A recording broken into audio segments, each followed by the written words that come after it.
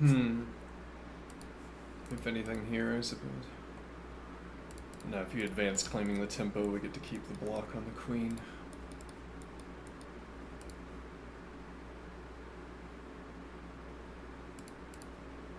And actually, this is covered by queen.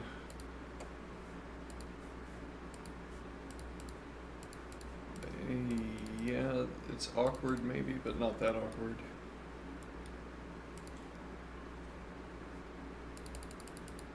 Hmm.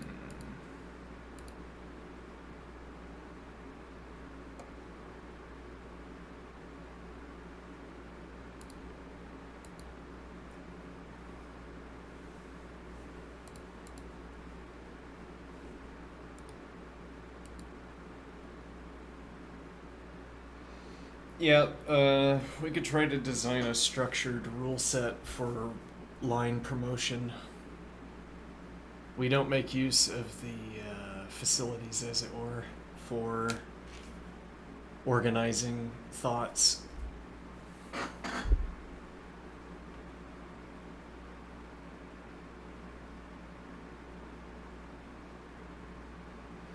And what does that mean? I think what it means. So let's look at.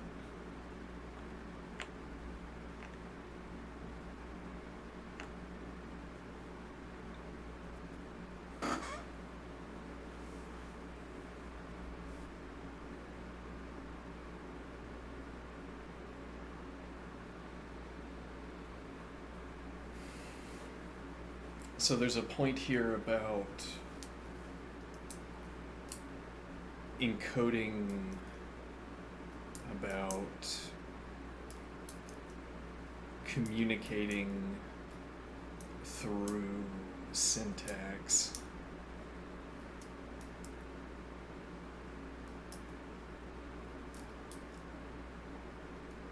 If I make a book of games, I collate a book of games, okay, and I perform commentary on them. In the early part of the book, I exhibit the pattern, and I talk about the pattern. Okay. So what is that going to bring about? What is that going to allow for? What are we talking about here? In my book of good games, as opposed to bad games, I suppose. Well, no, I just don't make books about bad games.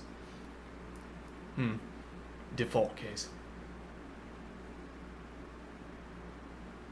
Okay.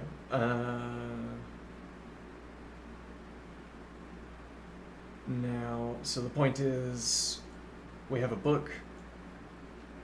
It's about the games. Well, what does it mean to say that the book is about the games? Let's stop ourselves immediately and be clear about the terms we're using. I have a book. It contains games. It is about the games. Does saying that the book is about the games give us any additional information beyond the statement that the book contains the games? If, for instance, I had a text file that I call a book, I had a text file and I fill it with PGNs with no commentary and only formatting so that the games are evenly spaced on a screen, I suppose. Now, is the book about the games? A natural answer is to say, of course, the book is about the games because it contains them, and books that are about games are those books that contain games.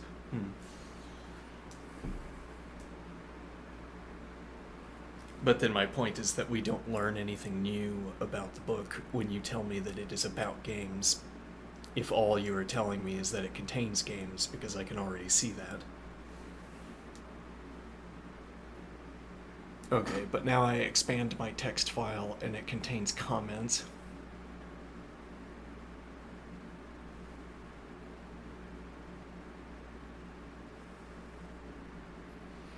In the early part of the book, as I show through, as I play through games, I put in lines, and then I talk about how I am inserting these sidelines, what I am communicating by sidelining, or by putting these sidelines in.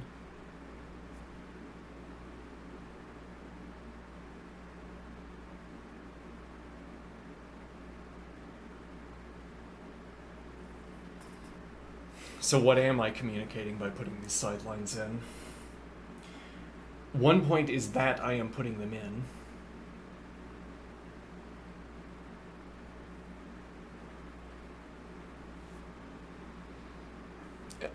So I'm not putting in random sidelines, for instance. We're both aware that a sideline is significant by dint of it being in the text file.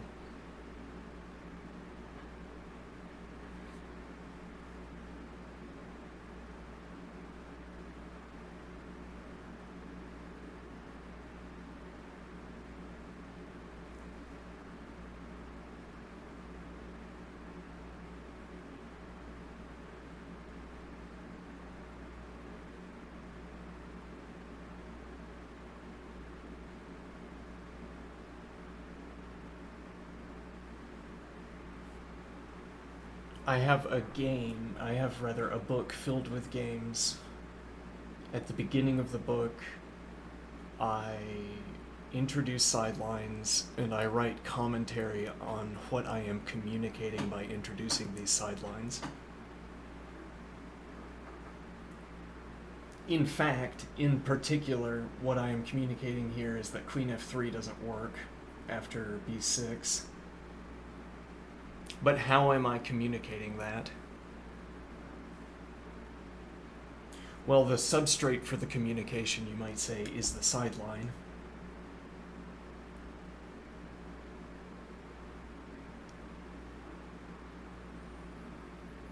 What I might be communicating, you might go to the end of each of these lines and ask what the engine evaluation is, and if they are all bad, you'd say, so what you are trying to communicate is that these are bad lines.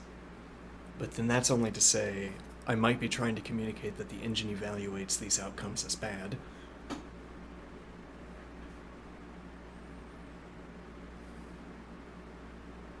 To the contrary, my evaluation, my reason for introducing this sideline is not to say that the engine puts out a bad value.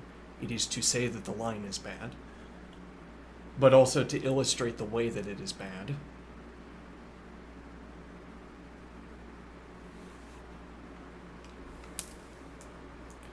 And so now if I only used this, if this was my only mode of communication,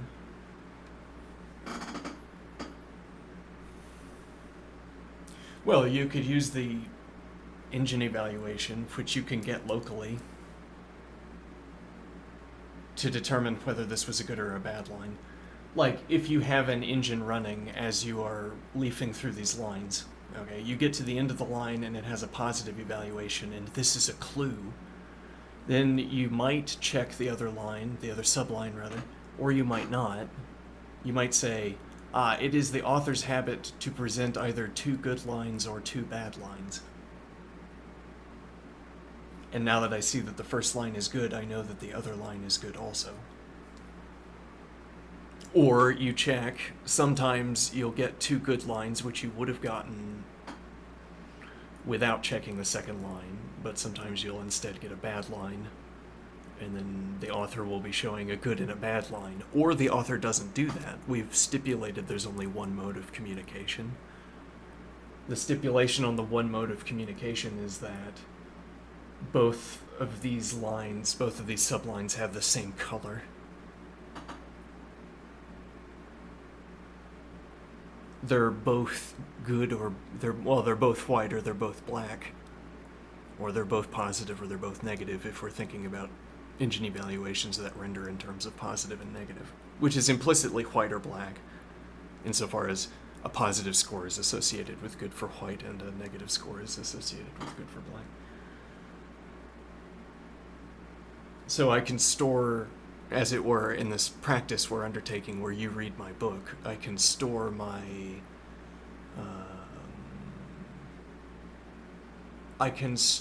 part of my communication in the engine evaluation. I don't have to say both are positive. It can be implicitly understood that in this mode of communication, checking one line tells you the status of both lines. Now I introduce a different mode of communication. Sometimes I will present a good line and then present a bad line. So now you would need to check both, or you would need to know in advance that you were looking at a type that contains a good line and a bad line.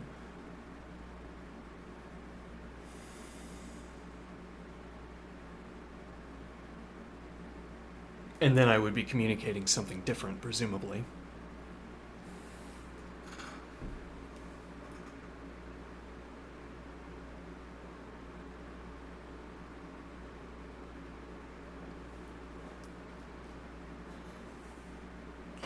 One point here, when I said earlier that I've not been making use of the facilities,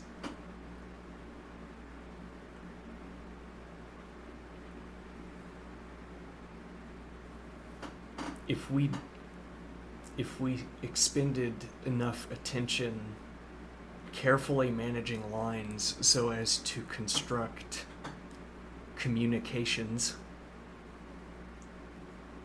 if we learned how to manipulate these move trees so that while speaking and making observations I could construct communications,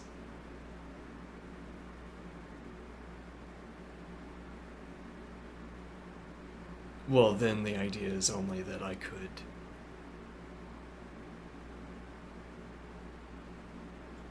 construct a tree. Well, I think part of the point here is that if we became accustomed to a mode of communication in move trees, that would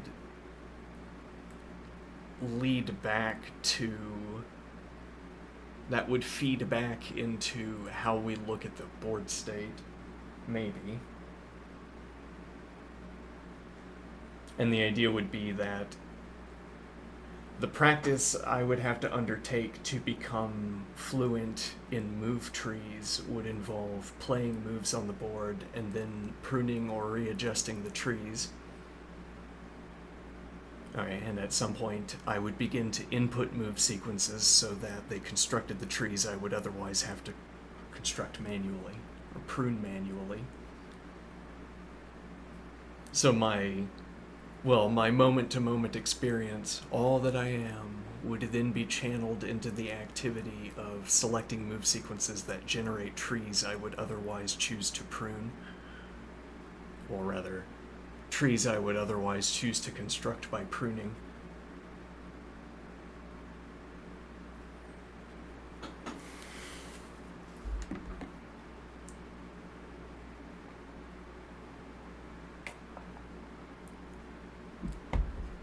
This all that I am interjection.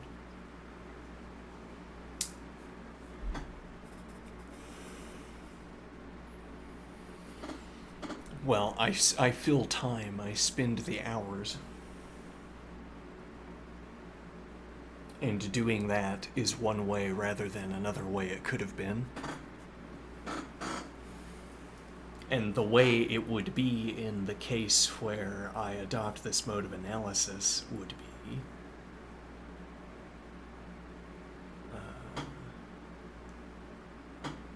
visualizing, reading board states, and using them to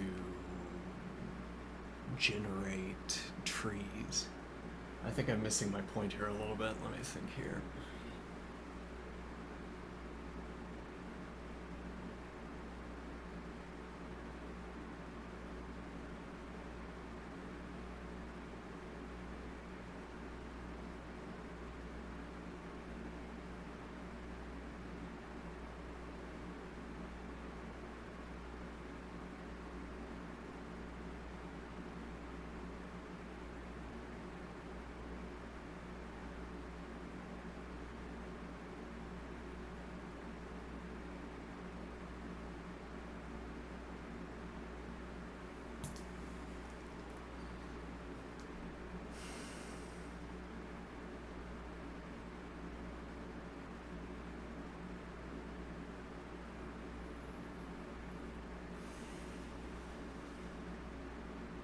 I didn't initially think about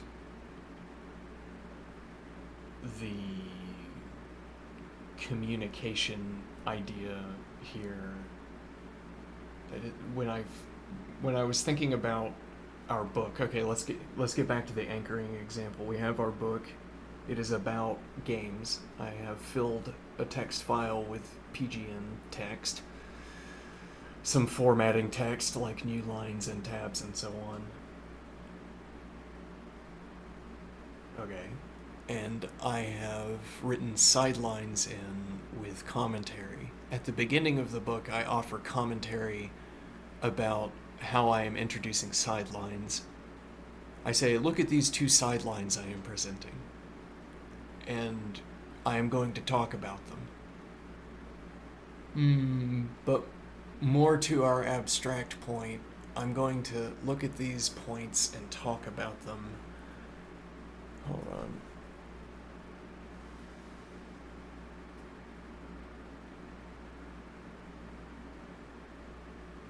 I'm saying that I have these sidelines I have constructed. We are going to learn together to associate them with various communications. Well, what we want to accomplish is that later in the book, when I include a sideline, it is clear why I included it without commentary. Or it's more that we want the role of the sideline. It's like we want the role of the sideline to remain syntactically constant, but we want an evolving semantics for it.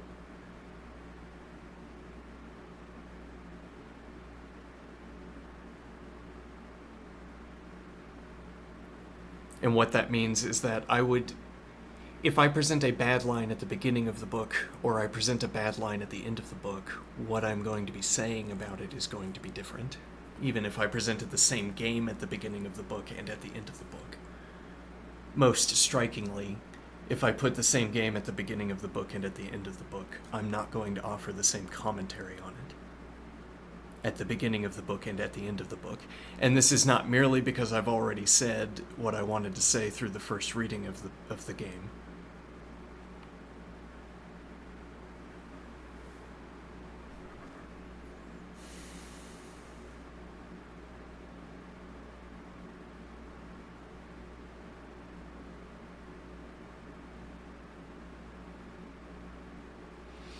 The point will be that the role that syntactic objects, even I could present all of the same sidelines and I would still say something different. Try to make this as striking as possible, as dintless as possible.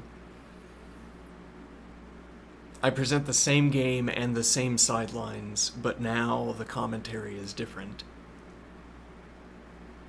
And that need not even be. Suppose we've learned nothing. We've learned nothing about chess in the intervening time. I didn't present any principles, I didn't explain them, but instead I just pointed out different observations about the board over the course of the book. I constructed syntax and wrote comments beside it. Okay? And we learned nothing about chess. That's fine, don't worry about it. Instead, what we learned was a way of communicating where the board states I'm presenting or the sidelines I'm presenting become shorthand for what has become banal. I present something banal and then I refine it. I present something banal. I say, look at this sideline. You say, oh, another bad sideline? Why are you showing me another bad sideline? I say,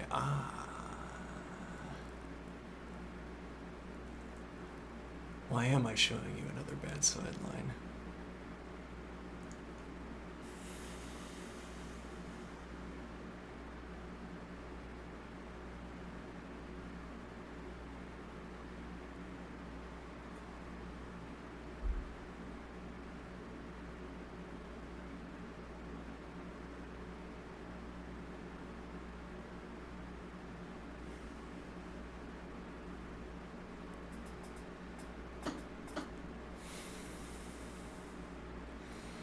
And when I say in this storytelling I'm doing here, when I repeat, we learned nothing about chess, the point is now when I provide different commentary at the end of the book, it's not because I'm not giving you a lesson where I say, we looked at this game before and look how simple our observations were.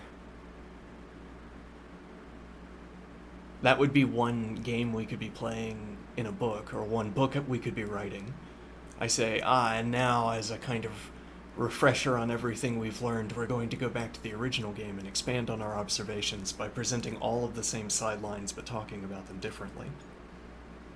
That's not what we're doing. Instead, I think each game would just be a one-shot, just one-off. I wouldn't even remember that we analyzed games before, and that's fine. Why would it matter?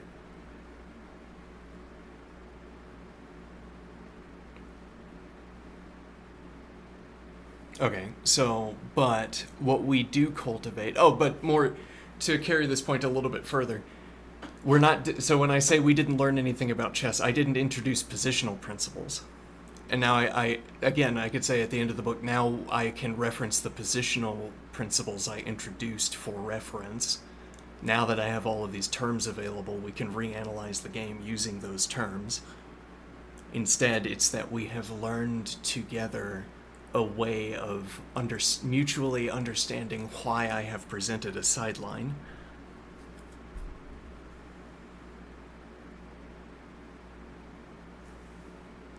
And then you yourself could present a sideline to speak back to me in the same way I spoke to you.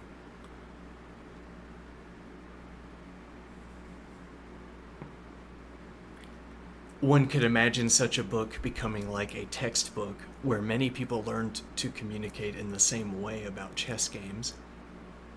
And then, even without a book handy, or in monographs, they could write out move sequences where they leverage the mutual understanding they have developed concerning why sidelines are presented.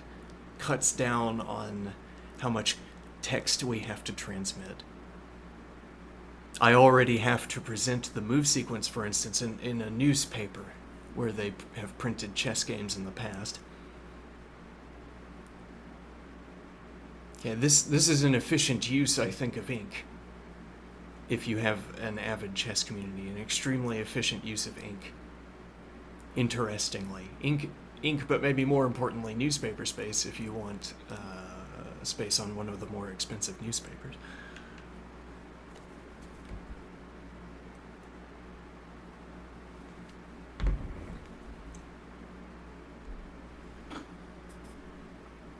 It's an extremely dense way because, well, it can become denser over time, as it were. One person broadcasts a consistent way of reading games, and then chess clubs use that as the common standard for how they commentate their own games, and then I guess they develop their own club dialect. And the point would be, well, if we had strong enough communion concerning the meaning of our words, then when I talk about, when I present simply a move, I include one sideline. I publish a game in my newspaper column. It contains one sideline. Why? It only needed the one, as you'll see. As that's the news going around. A game that only needed one sideline. Okay, now, you aren't enthused when I say that, but that's because you're not part of our chess club. Whereas if you were in our chess club and I said, it was an entire game with one sideline, you'd say, the unusually verbose chess commentator who publishes in the newspaper only presented one sideline this time. Isn't that strange? We need to analyze that. That's exciting. If the unusually verbose commentator only presents one sideline, I don't know what that means. No one knows what that means. Was it like a perfect game or something? Do you think? Except for the one sideline? Okay. And now there's a cascade of interest, a current of interest that passes through the chess club. Okay, and they play through the game that has one sideline embedded into it. And then they either continue reading the chess column or they don't. If they go through all that trouble and then it's boring, then they don't read the chess column anymore because it's a boring experience. There wouldn't be the pretext or the sort of... there wouldn't be the there's probably some good French term here. The joie de vivre of meeting at a chess club and working through a chess column. So it's a column that can become more dense over time. Well, it becomes more dense due to this process of dialect formation, you might say, though that's kind of a confusing way of putting it. Each chess club forming a dialect to interpret the move sequences the commentator publishes. Okay, at first with guidance, but over time, as the chess commentator runs short on grant funds, we need to restrict column space. So I hope everybody's gotten enough explanation for the commentary. As it were, this is the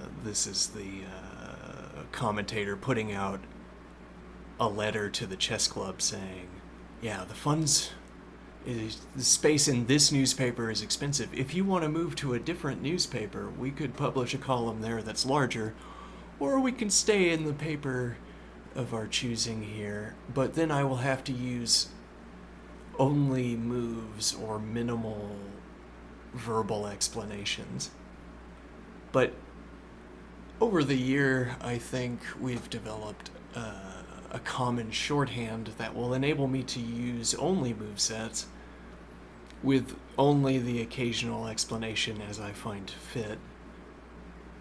And then the point is, that's cheaper. And if it remains exciting, it's a highly efficient use of ink.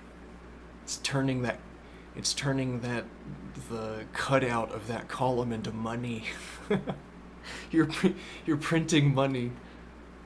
Because if you cut out that column, you have a piece of paper that people will accept as currency. At least if you are among the chess clubbers.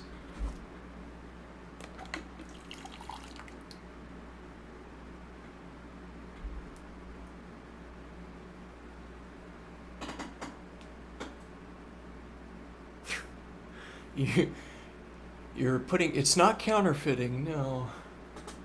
It's the arrangement of ink is not the same arrangement of ink that money printers put on pieces of paper that are money.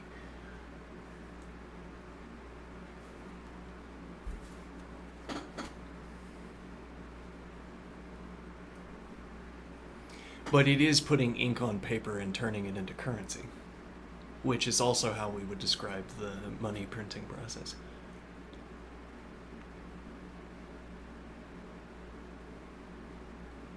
That imagines that these cutout move sets on newspaper would have value to people. Like if you collected them. Well, you know, what was our favorite newspaper? What newspaper were the chess clubbers? Well, yeah, if they happened to favorite, if they happened to converge on a newspaper, the chess clubbers. Well, the idea would be, well, I mean, you have an entire, well, if you had an entire page, like how many chess players are we talking? It's like, are you gonna, well, I mean, it's a small page though. It is a small page. This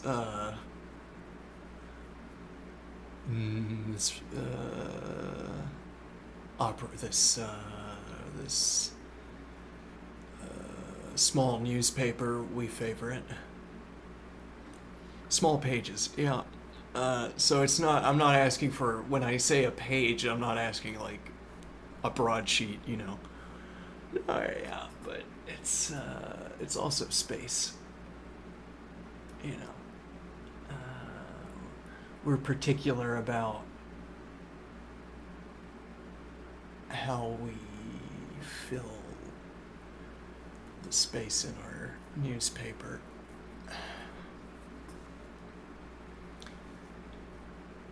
Your newspaper costs 4 pennies. Yeah, yes it does. And we have a lot of copper.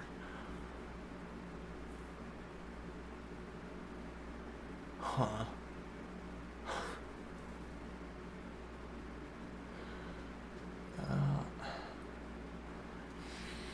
Okay. So what story am I telling? I'm telling a story where a newspaper printer running a sort of extremely low stakes newspaper is haggling with a chess player. Haggling with a chess player concerning how much space a thaler, a florin, how much space a florin buys.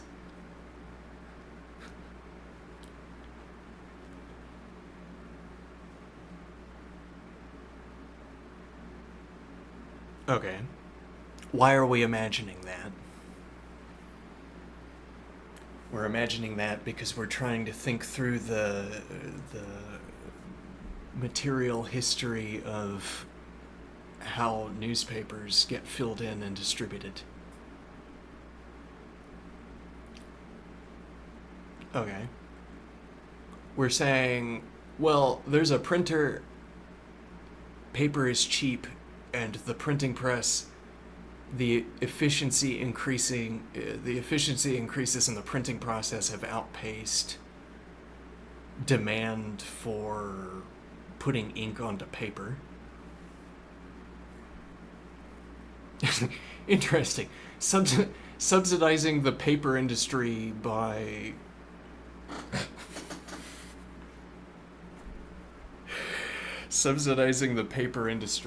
printing money, literally.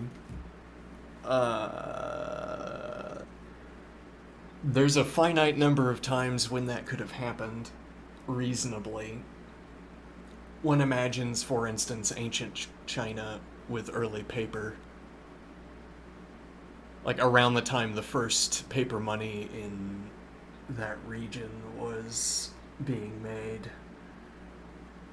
would be the same time when people could realize that this is a way of distributing information en masse. Okay, and they want to subsidize it. Yes, well. And so now the idea is that well, we're trying to think historically, when could there have been an occasion where subsidizing the printing process by printing money was a thing to do? I mean, you wouldn't do it now, for instance. There's no material benefit to subsidizing the printing process by printing paper money.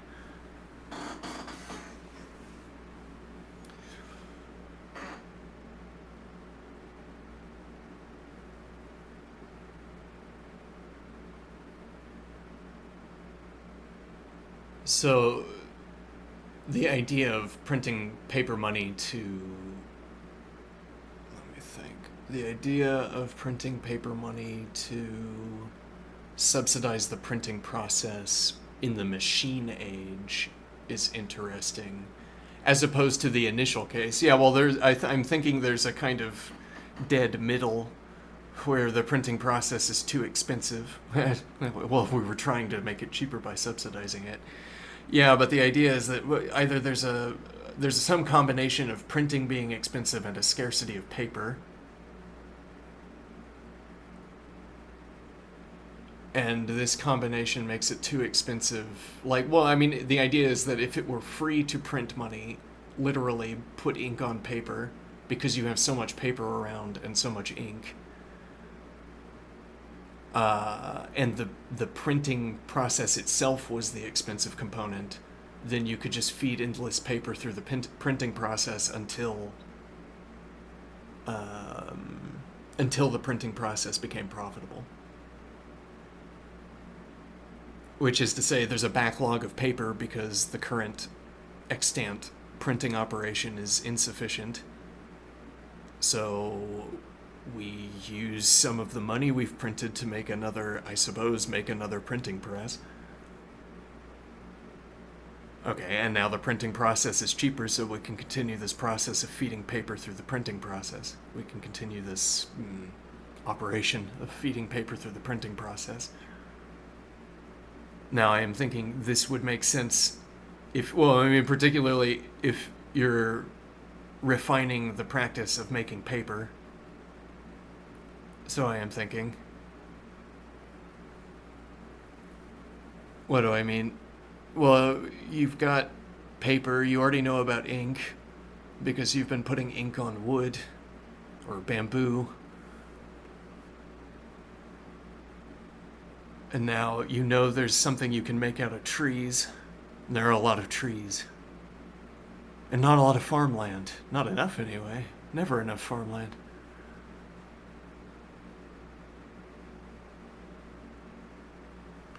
So you cut down trees and you practice making paper. The defective product, the good product becomes, I assume you reserve the, like when making paper is still a kind of stochastic process. I mean, it could even be sort of dialectically stochastic in the sense that you have one paper-making workshop and another paper-making workshop. You give them batches of wood that have the same defects and they fail in different ways. They have bad and good in different ways. Or you give them different wood and they produce the same. Both possible here and both sort of counterintuitive. And the idea would be that the printing process isn't the same between the two workshops. So you could give them the same wood and get different outcomes. You could also give them different wood and get the same outcome. So we're imagining.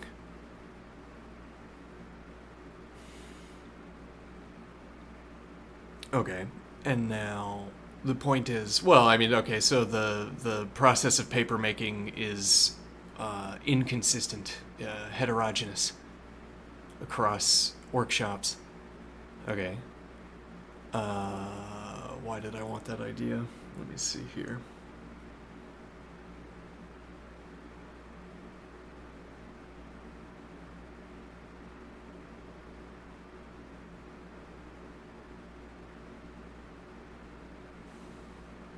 So you have a lot of bad product.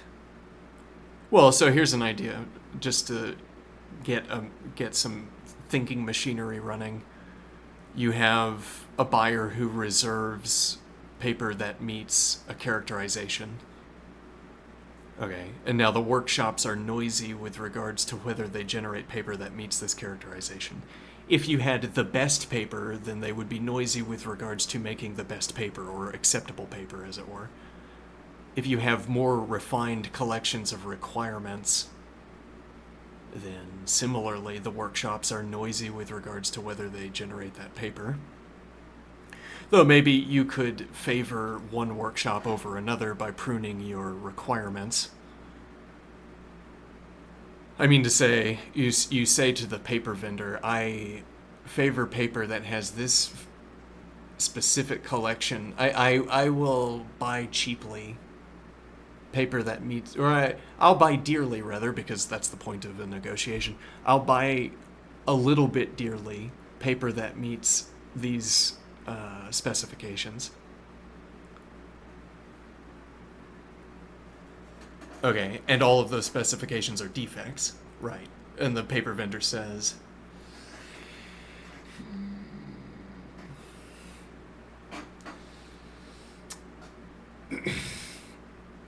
we got a lot of paper. Yes, I'm aware. You are the paper vendor. We have stacks and stacks of paper. Yeah, and we you tell me this. You tell me this every time we meet. We scan through the paper carefully, and we catalog. We bale stacks of paper according to characterizations. Really, our business is maintaining a complicated filing system for paper according to its collections of defects. And what we do is we harvest, it's a kind of arbitrage that's baked into the paper that no one else is skilled enough or has the time to do. Okay, I might have minced my grammar there a little bit.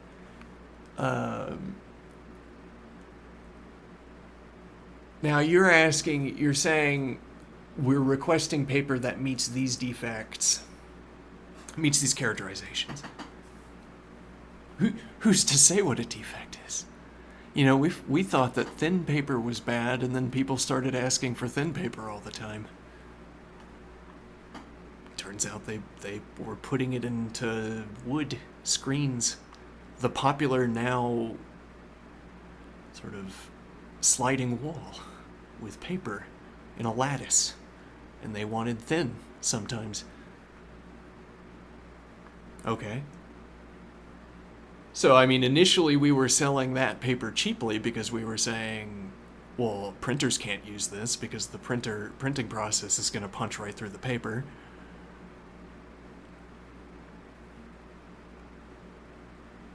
So we said, well, then who's going to use... I don't know who's going to use it. It doesn't matter who's going to just make it cheap. If someone comes in and says, I want to burn a bunch of paper, I mean, it's wood, I guess. I would prefer not to sell papers specifically for burning, but on the other hand, it might not be useful for anything else. Though then there is a kind of bounty. I mean, paper proves over time to be useful for more and more of our interests. And also, though, the printing process becomes more and more refined as well, and less likely to break paper, so that you can get away with thinner and thinner paper. So there is a kind of futures market for thin paper where it's not useful for industrial processes now, but industrial processes tend towards, whatever word we want to use, thinner and thinner paper becoming acceptable. Okay. Now, you are saying you will buy this paper dearly, but you and I both know that what you've given me is a list of defects. If someone instead came by and said, here's a list of... here's a list of defects. Okay, I'm willing to accept paper that has these characteristics. Okay, that is what I am here to do. Yes, now that we've arrived at the point. I am here to give you a list of characteristics and say that I am willing to accept paper that meets these criteria. What if I said we don't have any copies of paper that meet that criteria? Those criteria, rather. None. No. Well, I don't know. I'm not committed to an evaluation here. But I'm asking you, if I said there was none that meets this characterization, are you going to buy normal paper otherwise? What if we sold you normal paper more cheaply? If you see my point. I'm not sure I do see your point. Normal paper in this context is better for all industrial processes so far as we know. It's effectively paper without the defects that you've put on your page. And those are all defects. Well, they're defects relative to industrial processes. Thinness of paper, which is not really a physical characteristic of paper so much as it is the output of an industrial process of paper, as it were. Thinness of paper is worse because the printing process presses into paper. It's not... Okay, but what point are we trying to get here?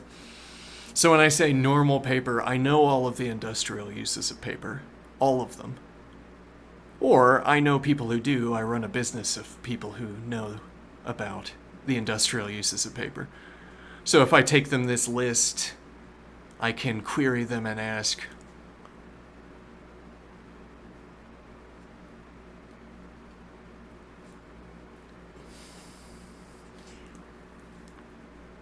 what do you think this kind of paper is used for? And I'd say, well, it's not used for printing.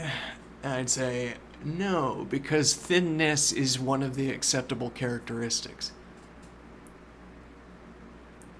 And it's not for wall lattices. No, because... well, I don't know what kind of defect paper would have to have in order to make... it's non-uniform. Well, yeah, I mean, well, but why? I mean, you could enjoy looking at the defects in paper. I mean, it's just twigs arranged in different ways. It's like a kind of art that you get for free when you're making your wall.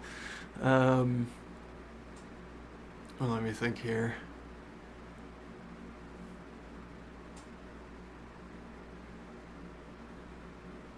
So I'm saying that if I give this list to my craft workers, my beautiful, my wise, judicious analysts, they'll be able to tell me whether you are targeting a workshop.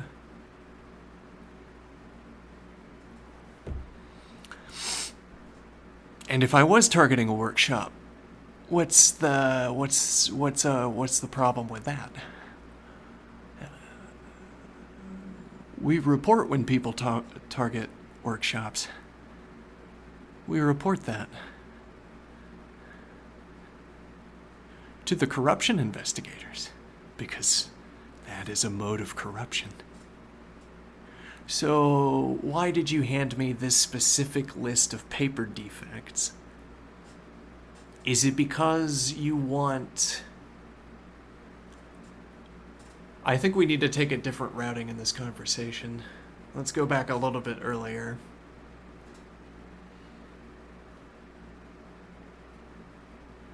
I say, my industrial process does not break paper that meets these characteristics. These are defects, so I know that you would sell me this paper cheaply, but I'm saying that if you give me that price and then add on a little bit more, that's what I'll pay. So the idea is that you're looking to buy this defective paper cheaply, but you have a more than zero bounty on having this paper as opposed to other cheap paper. So let's say we categorize paper according to, well, and again, it's the standard. Let's suppose the standard is government paper. Turns out. Okay, the standard is the sort of default paper, if you want to be on a par with the government, the default paper is well known. It's homogeneous across instances. You can look at it and you can see the lack of defects that separate it from the paper, all of the paper with its varied defects. I mean, that the absence of a collection of defects is what separates the government paper from the control paper from the defective paper with its various defects. The control paper is all similar to one another by being different from the paper that is different from each other by being different,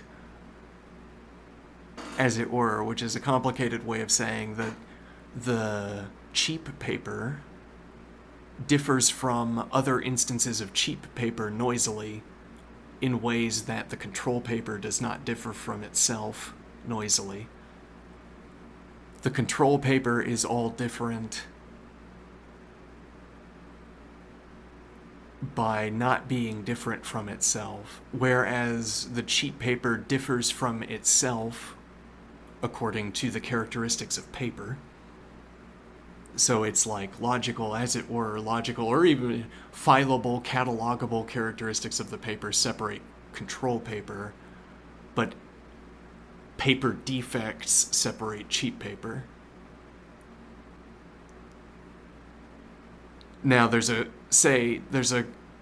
government collector who collects taxes in good paper, control paper. So every vendor for paper sets aside control paper that comes in. Well, and they're the ones best suited to determine whether the paper constitutes control paper or not. And the government, the control officials are exacting.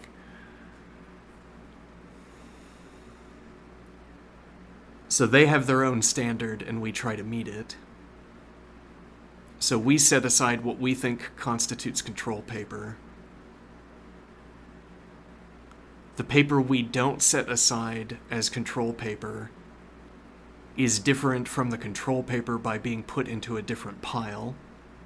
But the cheap paper differs from itself. The instances of cheap paper differ from each other according to paper characteristics, not organizational characteristics like what we described of putting the control paper into one pile and the cheap paper into the other pile. Which is to say, one sheet of paper might fail because it has a little twig in it, which does not interfere with its use as paper for normal purposes, but disqualifies it as control paper. And then there could be another sheet of paper that is disqualified because it has a blemish, which is another characteristic that separates control paper from cheap paper. But now what separates cheap paper, the two instances of cheap paper from each other, is not that they've been placed into different piles. They've both been placed into the cheap pile.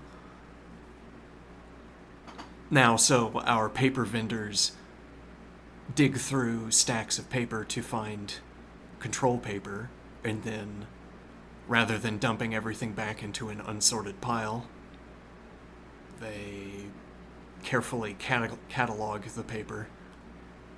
They maintain a filing system, and then when people with industrial processes come by and say, our industrial process works fine with this stack of cheap paper, we say, yes, we could sell you unsorted cheap paper, but you're saying you don't want unsorted cheap paper, you want sorted cheap paper. Well, that's a little bit more expensive. And you say, but it's just all defects. It's all defects relative to control. So why would it be more expensive to get these specific? They're not control paper. Why would it be more expensive? Well, it's more expensive because we had to go through the process of separating it out. We also had to go through the process of holding the paper, which is not cheap. I mean, we would be flayed alive if or something bad would happen to us if our warehouses caught fire and the town burned down, notably. I mean, if we were not ourselves burned to a crisp, we would be put to death, in all likelihood. All of us, if our paper warehouses burned down. So, we have to take many precautions that people are unaccustomed to taking to avert a burning down house. Okay, I mean, there are reasons there would be a fee for... Yes, but I mean, what if I had come in and asked for cheap paper and then just by chance I happened to get paper with my defects? That's unlikely because the standard stack of cheap paper is homogenized, which is to say there aren't clumps of paper that meet common characterizations. So far as we know, and we're the ones in the best position to know. Which is to say, when we sell a stack of paper, you get a one of, all one of, you get all two of, you get all three of.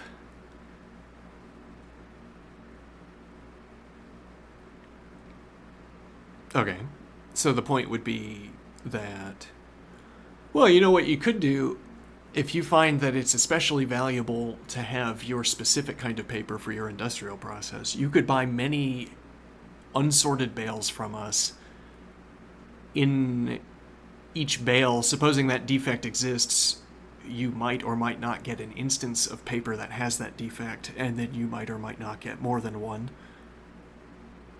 Okay, and then you could filter the defect out yourself and sit on an enormous and growing stack of paper that does not contain that defect.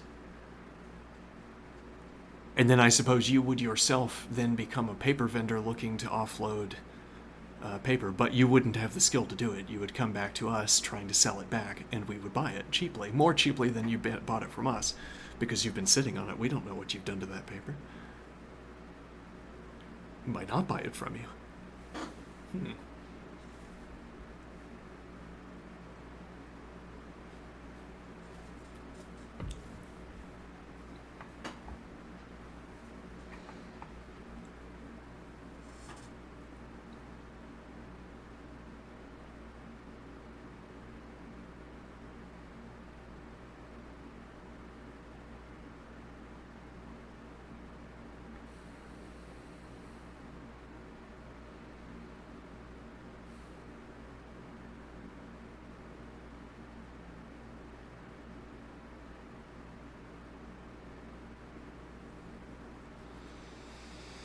And now the story we're telling is that someone with a new industrial process that can, with paper, with a, how do I phrase this? Someone with a new industrial process, I want to say that can withstand paper with a focused collection of defects, enters the market. Someone who has an industrial process within which paper can withstand the process, applied to it, has entered the market. Someone is looking to buy paper in a focused way. Now, if it's valuable enough for them to have paper with that collection of defects, they could buy bales of paper, unsorted bales. Well, it's not unsorted per se. We perform a thorough sorting according to our filing system, and then when we construct a bale, an unfocused bale, we take one sheet, we take one sheet, we take one sheet, we take one sheet, until we have as many as are in a bale, and then we sell the bale. If the workshop that's doing this, if the vendor that's doing this has, for instance, an even number of piles, 4 piles, and an order of 80 sheets of paper, then the person will do one sheet, one sheet, one sheet, one sheet, and then reset. Or at the end, take a second and then walk back to the beginning, and then walks back and forth, filling the bale in hand. Okay, now this introduces, interestingly, a pattern in the placement of paper in the stack. Whatever pattern is generated by the process at that vendor, according to how many piles there are, or according to whatever rule set the vendor has for selecting sheets of paper out of piles. But the point here is, again, that when you receive a bale, you could get 20 of a piece of paper that has a particular defect. If you buy it from a vendor that has 4 stacks from which the pieces of paper are being extracted, and you order a stack of 80. Yes, well, this is merely an extant example of a regularity that would emerge across different vendors, where if you had 5 stacks instead, or you had 6, or according to whatever other rule set you use that will produce an even stacking, will produce rather an equal stacking where every piece of paper is represented an equal number of times, or equal -1 if you fill the order before you have to complete the circuit back to the original pile.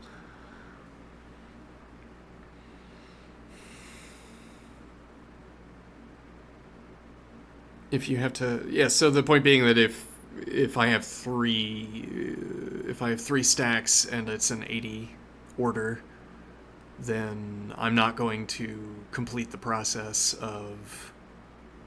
I'm not going to complete the last circuit if I choose stack 0, stack 1, stack 2 over and over again. I'm not going to complete the last circuit.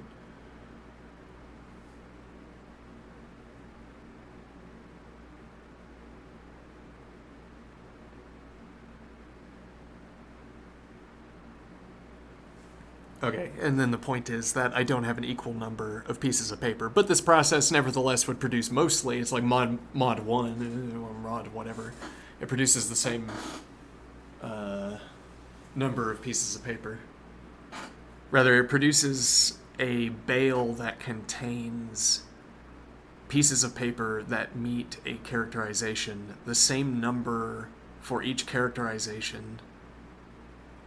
So you have some number of characterizations that capture all of the pieces of paper in the bale. Defect A, defect B, defect C. You have the same number of each of them, plus or minus 1. You could buy these bales and thereby get, well, according to whatever vendor you've chosen, you could get. Yes, well, if there is a historical material example, case, instance in a workshop of a vendor producing a bale that has that characterization, that preferred characterization, then you could get your special paper cheaply. If it's valuable enough to have that special paper, then you would want to engage in this stochastic process, as opposed to telling me that this is so valuable, right? Which is what you're avoiding doing, yes. If you told me why it is so valuable, then I'd say, oh, so there's a new industrial process. Neat, interesting. Alright, so now this paper is going to be valuable in the upcoming periods of time. Because, well, if you have a profitable industrial process, as you must if you're buying this much paper, and it's new, as it must be because it relies on paper that has defects we don't recognize, or haven't cataloged, or a collection of defects that we haven't cataloged, this industrial process is going to spread. And now, the paper that has these defects will be in demand. So, sorted stacks of this type will still be cheaper than control paper, but it will be more expensive than cheap paper.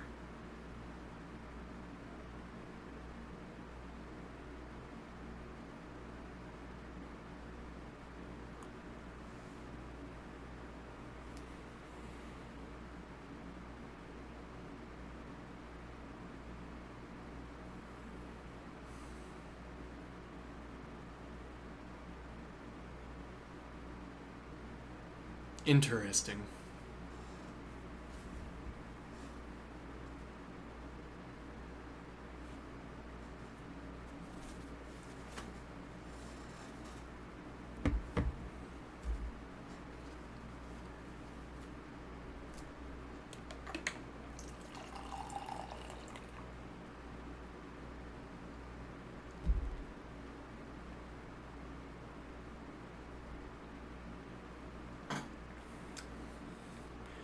Do we want to go back to...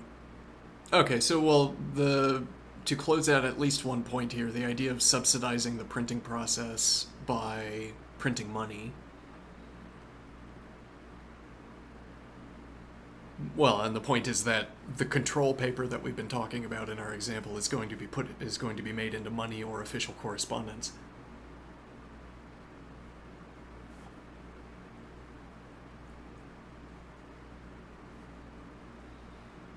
And we have to have it, I mean, to operate as paper vendors. we have to have stacks of control paper because they come by regularly to collect it. The more regularly they come by to collect it, the more paper we order. And then we get larger stacks of control paper, and we get larger stacks of cheap paper, and we sell the cheap paper, and then... Alright. I hear printing is getting better as well.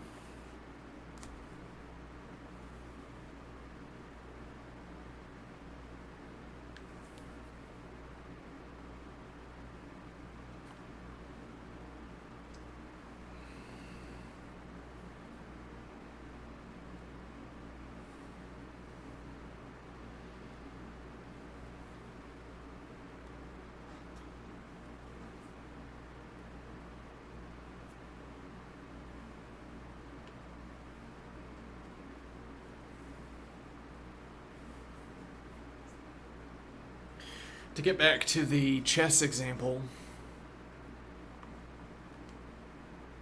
instead we're in Weimar, Germany. Okay. And now, we don't know that the printing press operators are red, because we don't care. And even as a narrator, it's wrong for me to be saying this because I'm unaware of these matters. If you see my point. Qua chess publisher in the Weimar Republic, I'm unaware. I don't even know that there's a color red. I've never seen it. I've seen white and black on that board all day, every day. Black coffee. The artwork's also white and black. It's geometric stuff.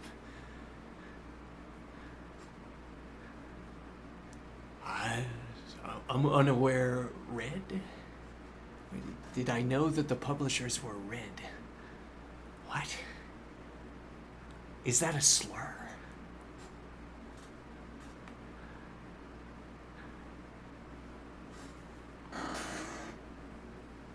But they are.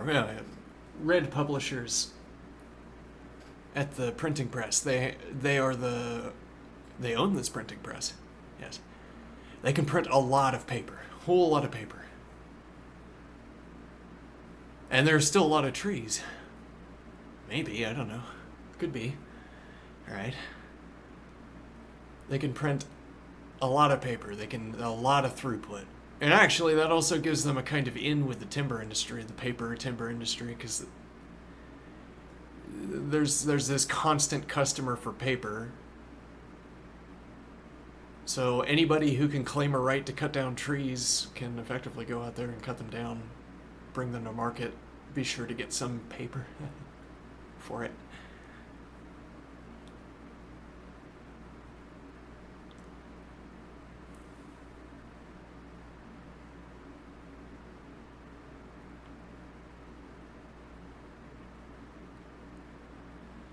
And now, our observation.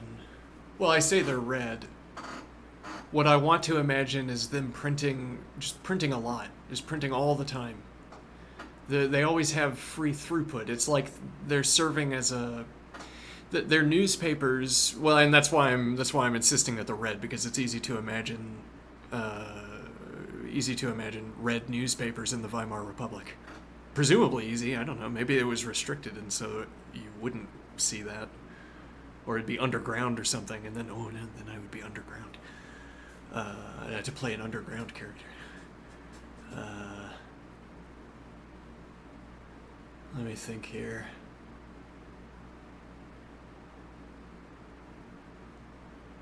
But my point is, let me see. So I want to imagine this outfit, this group of printers, as a kind of,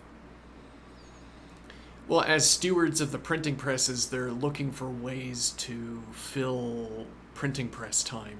Like, printing press time is a finite resource, but if it goes unused, then you're not amortizing the cost of the equipment, I suppose. You're not paying yourselves.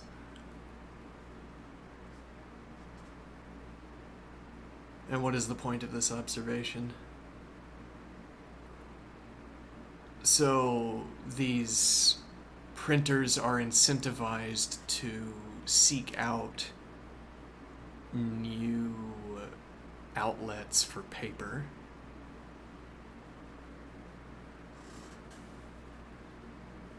But it still has a cost. So, like, they wouldn't start simply, I don't know, well, who knows, who knows who buys what. I was about to say, they're not going to start simply printing, I don't know, ink splotches, or just like stamping paper with nonsense. I mean, say, like I don't know, carving art, like ink art, as they could do. Alright, so the moment that the last order for the day has been filled, the last order, let's bootstrap ourselves into this observation, the last order for a newspaper has been fulfilled. Alright. Maybe that we're the ones who handle the local daily. Okay, and that one's done. But we are efficient and knowledgeable, and consequently we finish the process with 2 hours to spare. We have excess barrels of ink, and we have excess paper. So what are we going to do for 2 hours? And for the next 2 hours, they feed paper through and they print what onto the paper? If it was ink art, then that's what we're imagining and what we proceed to talk about, instead of a newspaper, their own newspaper. Right. Which is where we're getting at this idea of a chess column that is in one of these newspapers. Okay, so now the printing press operator is haggling with the chess clubber. And the chess clubber is saying, I mean, I've seen your newspaper. In the club. Actually, that's why I'm here. I saw your newspaper in the club. I saw it in 3 clubs during my 3 club outings this week. I saw your newspaper halfway across the city when I participated in a tournament over there. And now I'm thinking, a lot of chess players reading this newspaper. Efficient place to put my column.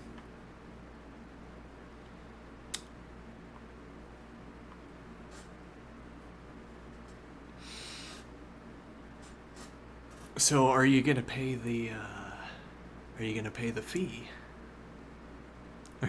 the fee to get into the newspaper? And why did we imagine this scenario? Well, we initially adopted the viewpoint, the story, the narration perspective of the club goer, as opposed to, the commentator, as I should have been saying. The commentator who wants to publish in the newspaper, as opposed to the club goers who are going to be the primary audience for the chess column. Okay. Now, we wanted an in-story explanation for why the size of the column was diminishing. The letter to the audience saying, none of you pay me to do this, and that's fine. However, we will need to reduce the amount of verbiage. Hopefully we have harnessed a valuable skill together, which is understanding how I write out games in columns, and we're going to monetize that skill by using it to reduce the amount of text we have to use in the column. Monetize it literally because I can get a better deal. Geometrically, and according to the layout, it's like there's a bounty if I can shed a little bit, because then we can fit in a newcomer into the page that I occupy in that newspaper. Yeah, or my neighbor wants to expand, or, a new member. Yeah, there's someone who wants to put in a Go column or something. Okay, but that person hasn't been at this so long and so insists that they require a bunch of text. So there's a bounty on the space around my column. But also because my column being on this page is making it the game page. It's like the Go commentator referenced me by name, said, "Oh, that I want to be on the same page as that chess column. I think there could be some cross traffic between the two. Like people reading the chess column then glance over and they look at the Go board and they say, "Oh, yeah, maybe we should learn that game too."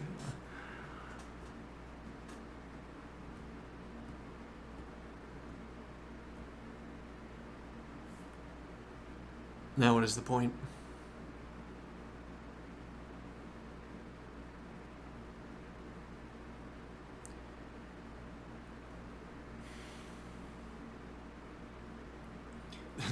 Well, that last point, kind of a trailing observation, that last point is that the page real estate around the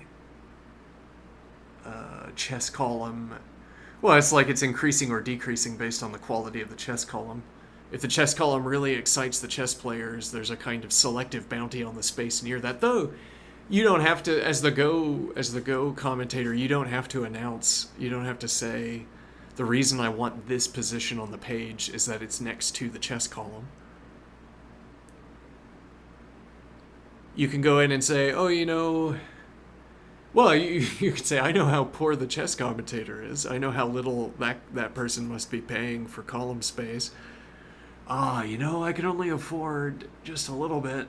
We have a page just for you, where we put the people who only have just a little bit. Yeah, way in the back. Yeah, and at the end of the day, when maybe we don't apply another coat of ink. Yeah, because applying another coat of ink is expensive, and if the process doesn't line up, then we would end up applying the last coat of ink, which is expensive relatively to how much you're paying us, and then we would be wasting that excess ink because we didn't have more paper to print. Or we can offer it especially cheaply because when we apply that last coat of ink, it isn't a problem for us because after we finish printing this newspaper, we print the next. Or for that matter, we print our own stuff where we don't care about the graininess of the ink so long as text is legible. Or if it's art, then the graininess of the ink is itself part of the art, part of the texture of the ink art that we make. And so that idea is that we can monetize our own usage of the printing press in an additional way here. We can offer better printing quality to these edge cases, these cheap edge cases, because, so I am thinking, when we're reaching the end of a run and the ink is getting thin, we can make a decision about whether we apply an additional coat of ink at a different printing press where they're not going to continue printing after the job is done. They're going to say, we don't apply the additional coat of ink because that is relatively expensive compared to how much money we're getting paid for the columns. And then you get, with those people, with those publishers, you get end of day thinness in the ink, so the text is barely legible. Any images you have won't last; they'll rub right off. Yeah. Whereas we, at the end of the day, we keep going with our own work, and actually, it amuses us to watch the process of ink thinning on paper. We print. We apply that last coat of ink, and when that happens, at the end of the day, we run an ink art run. So it's like serializing our printing. Oh, it's interesting. That's interesting. Actually, that's when we print money. Because we're printing. So the idea is that we're situating money into the ordering of the industrial process of printing. because we have one last coat of ink. We've re-upped so that the text remained legible on our last job. Okay, and now we begin to print money, and the point is that we're not going to apply an additional coat of ink. So each printing will be the sequential running out of ink. And that's most obvious when you start noticing the fading in the printing, where you say, you could put 3 pieces of paper side by side, say they were printed on the same day. I know they were printed on the same day because they all are the sequential fading of this print, this factual event of printing, of running out of ink. But it's more to say, if you think of the ink on the faceplate of the printer as... Yeah, but that doesn't make any sense because you're printing... Yeah, that's a good point. We can keep going with the example, but it doesn't make sense because... the paper is all text. We have our letter blocks. We take the pre-inked letter blocks out of our newspaper printer and reorganize them into the paper or the money configuration, and then we run out of ink. But again, the point is that on each letter block, you're going to see... Okay, you think of ink as a kind of exhausting resource, but also you think of the printing process as like a function. You think of the printing block, the letter block, as like a function. In this sense that when you have X amount of ink still on the letter block, you feed X into the function and you get back out some output. And if you then print again with the same letter block on Y, then you feed Y into the function and you get a different output. Okay. But we want to point at all of these sequential printings as being part of a gradient or of a sequence. It's the same process playing out with reduced resource, exhausted resource. The real point here, though, is that this process physically, this fading out of the ink physically places the printed pieces in a sequence where if I am accustomed to how ink fades and you give me a jumbled stack of this paper, I could order it according to when it was printed. And this gives me enough specificity to treat this fading of the ink, so I am thinking, as a serial number. The point being that I could track this printed paper according to how faded the ink was because I know how old it is. That's on file. Maybe it's printed on the piece of paper. Conveniently. I know how old it is. I know how time ages ink. So I can, as it were, subtract out the effect of fading over time to get back at the original. And then I say, oh yeah, I mean, I could, that's a good point. I could print twice and keep a private copy. So I print out, I divide the output of this fading ink process in half, and I pair up adjacent positions, 2 by 2 by 2. Okay, and then they are the closest in this chain of drying up, and any sort of any deviation from this gradient I can mark on printing to have it on file. And now the point is, I get a piece of paper out. It has a recognizable regularity. It has text that we have on record. Okay, then I reverse engineer. I reverse evaluate. I subtract out the fading effect of time on the piece of paper, and then I use that to construct a new piece of paper. Which is to say, carefully, skillfully, I functionally subtract out the fading of time, the fading by time from the piece of money. I thereby generate a rule set for printing a new piece of money that will look like what the original looked like. Okay, now I do that. I print out the piece of money that looks like what the original looked like, and I take it back to my private copy and compare. And if they differ, then I say it was a counterfeit. And if they don't differ, I say this was the original, the one we let out in the wild and paired up with the one in private.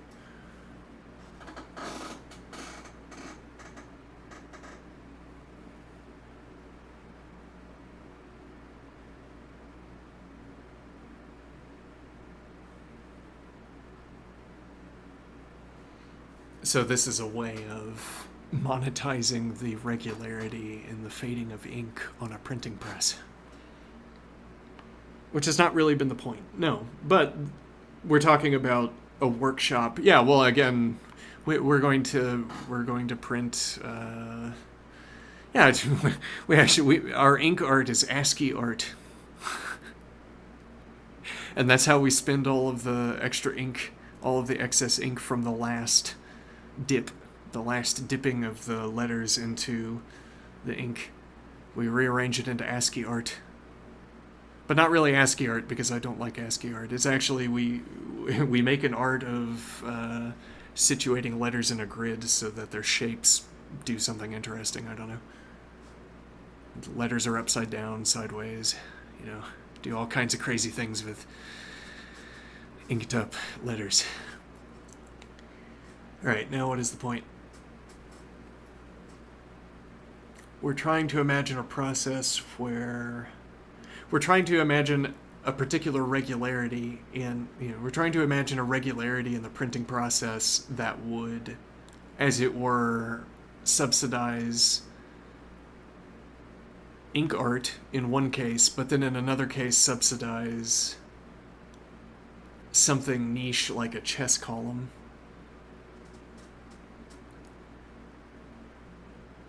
Like the last resort for the printing press with their spare 2 hours after they finish the local daily.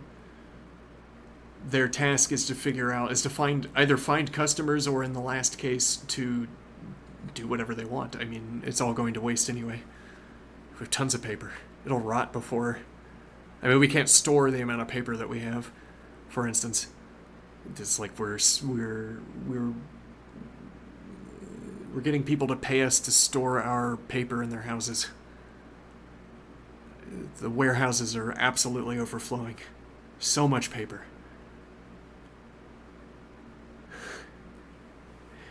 It's like part of the only reason this industry works at all is that people give us storage for free by putting paper in their houses, or I don't know what they do with the newspapers, whatever. They've already paid us for them. I don't care what they do with it. It might become my concern if suddenly newspapers are littering the floor all over the place, and yeah, but what, it rots? Yeah, well, we don't know what the ink does. It's like, we don't know if ink rotting into the dirt is good. That could be bad. True. But yeah, they give us storage for free. Distributed across the entire city is like having a warehouse that fills up the entire pick your district with paper that we've successfully sold. Yeah.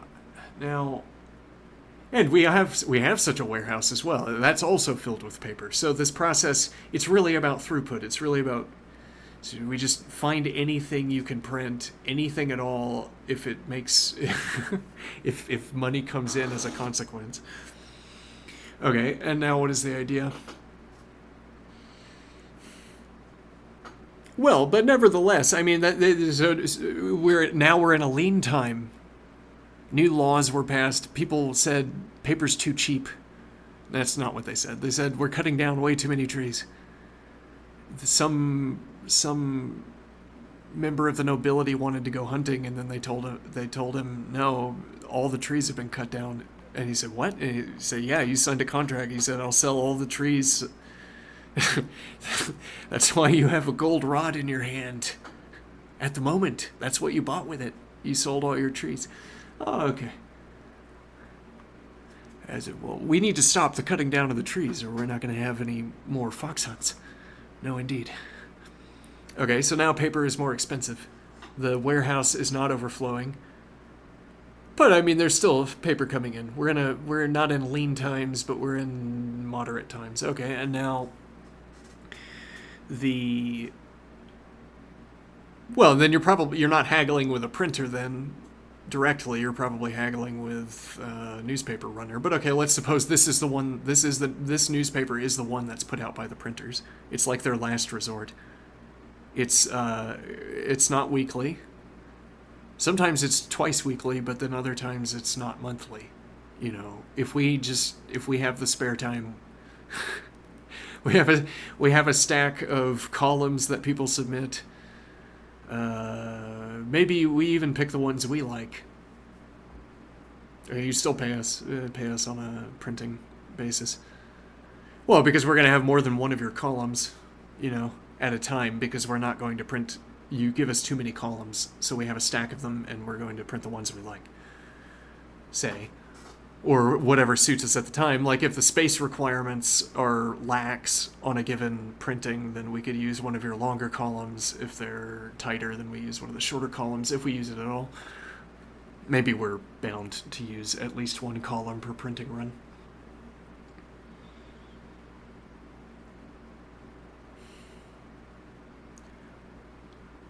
This idea of the printing press or the organization that handles this Edge newspaper. I say Edge newspaper, I mean... Well, the easiest routing would be to say, I mean, that it's not widely purchased. But it's like this newspaper flickers into existence when the material conditions are sufficient. It's a newspaper that springs into existence when the price of printing goes down enough.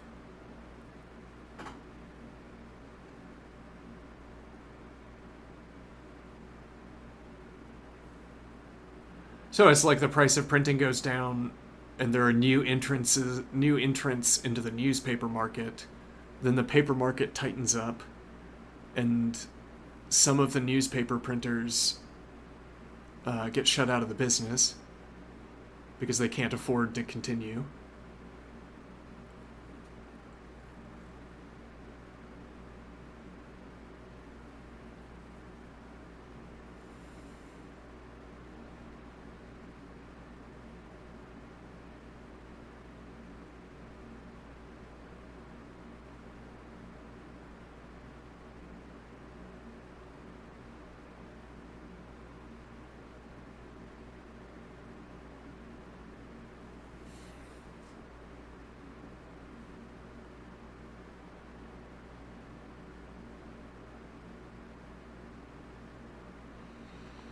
Okay, so in this example,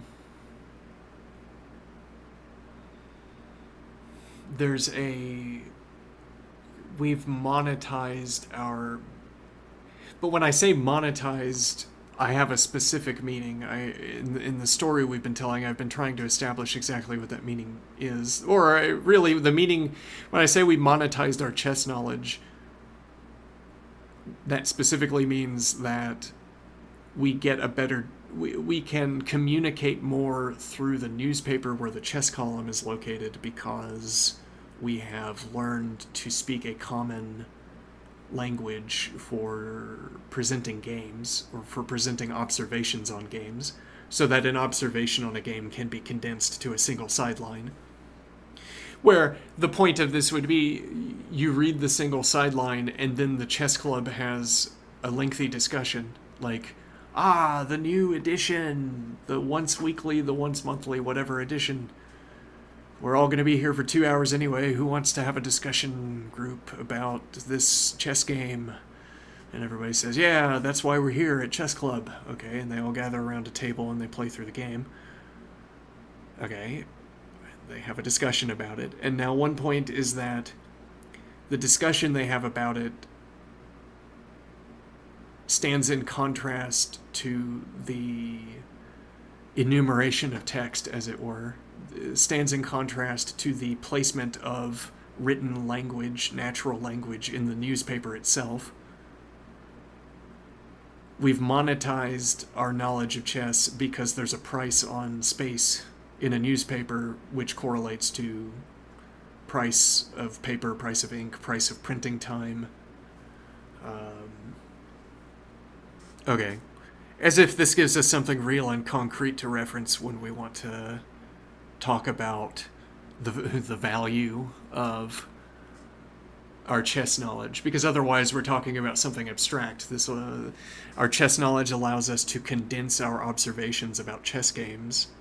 Okay, abstract, airy. Instead I say, we have monetized our knowledge. Well, here's a point. Do you know of any newspapers, let's say they print a new column every week.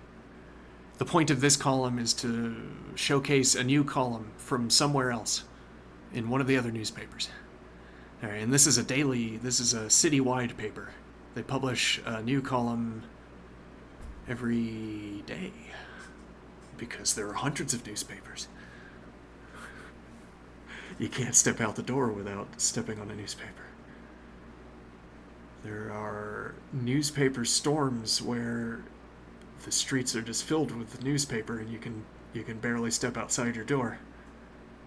But okay, so one of the citywide newspapers puts out a column that showcases a sort of satellite column every week, or a column from one of the other newspapers in the city. Okay. And now, if it does well, if it gets high regards, and people send in letters on paper, yeah. They send in letters to tell you, they'll say, yeah, that column was good. I, a connoisseur of newspaper columns, even that's my hobby. I don't like any of the individual hobbies. I like newspapers. I'm a connoisseur. And this was a good column. Okay, and now the newspaper publisher says, all right, there is a bounty for my esteemed viewers, my esteemed readers, complimenting your column. Okay, you get funded. Okay, we're not going to showcase you again because that's not the point of the column, but you've won the daily, the weekly, whatever raffle. Okay. We pull it out of our budget, we put it into yours.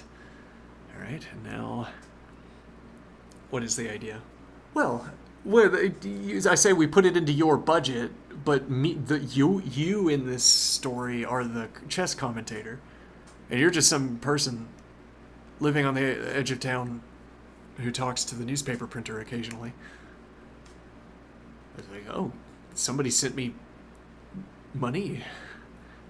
Somebody sent me paper. Ah, that's nice. And now you don't have to put it back into the column.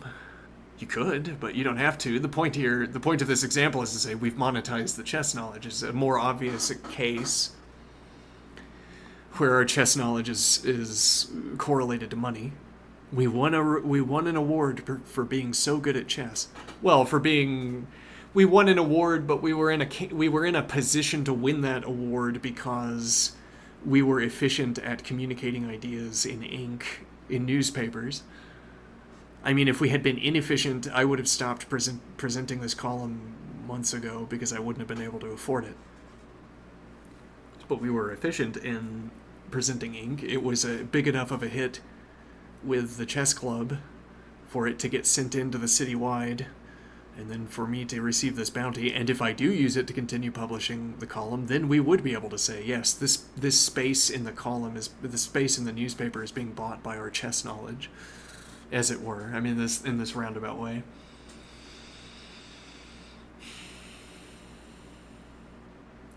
I like how this example is a kind of stack of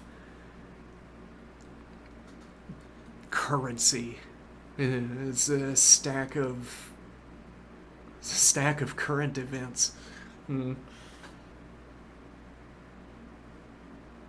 I mean that our newspaper is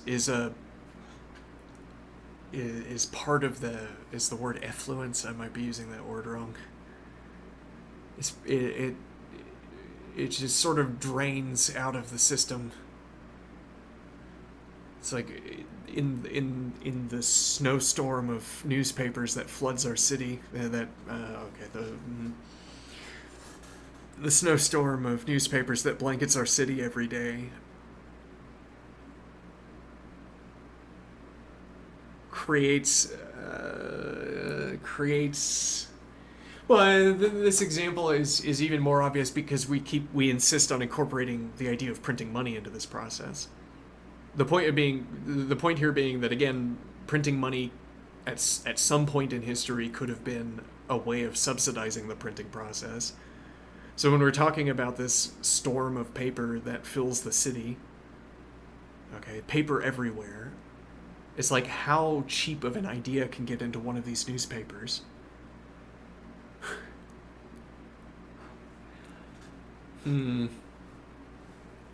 But the point of, so when I say paper is flooding our city, I'm saying a process of, the printing process is, well, we want this imaginative idea that the same printing shops that are making the newspapers are also making the money, and the money effectively circulates like the newspaper does, in bales that head out of the printing shop, much like the newspaper. Okay, and then people take these pieces of paper and they use them to buy the other piece of paper. They use them to buy the newspapers. So both the money and the newspapers are coming out of our shop. We give the money to one person, we give the newspapers to another, and then they exchange them, and then the person who's selling the newspapers gives us back money. Okay, all of this process begins, it subsists off of the printing, the expansion of printing. Now, historically, that might not have been how it was, I am thinking, because alternatively, well, I don't know enough about the history of money printing, but actually, now that I'm thinking about it, that would be, if there was a history specifically of paper money printing, that would be interesting. An extensive history of the printing of paper money.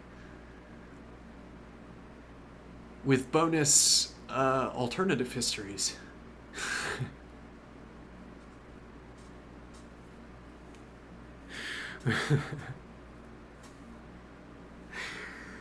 Bonus alternative histories. Yeah, well, I mean, it's not labeled a history book. It's a book of paper theory that takes the form of examinations of how paper money propagated in various historical or fictional contexts.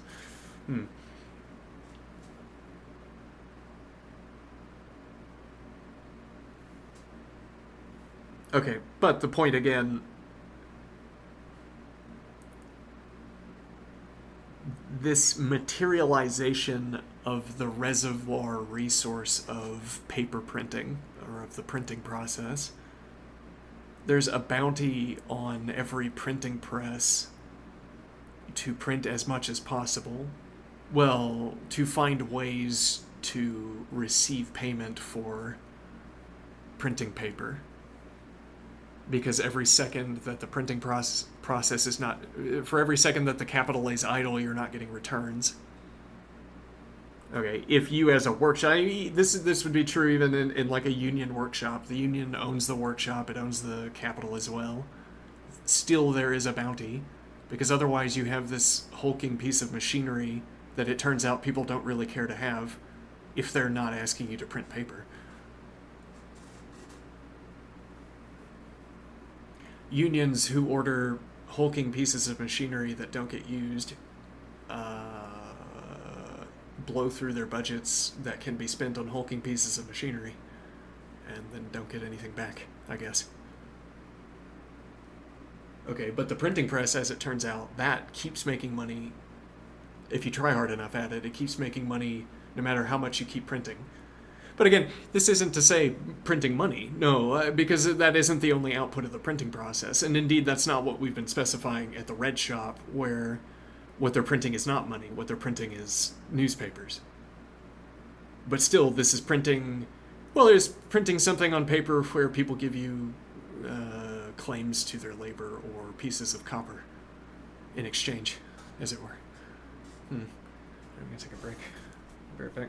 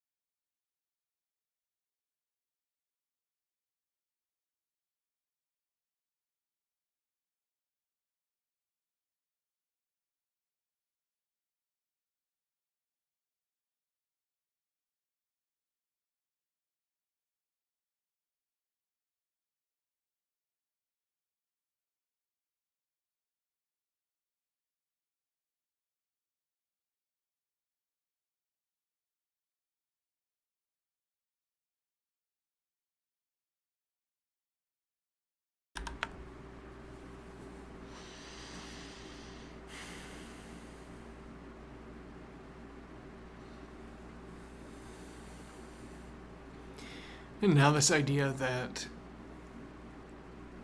cut out pieces, cut out columns of the...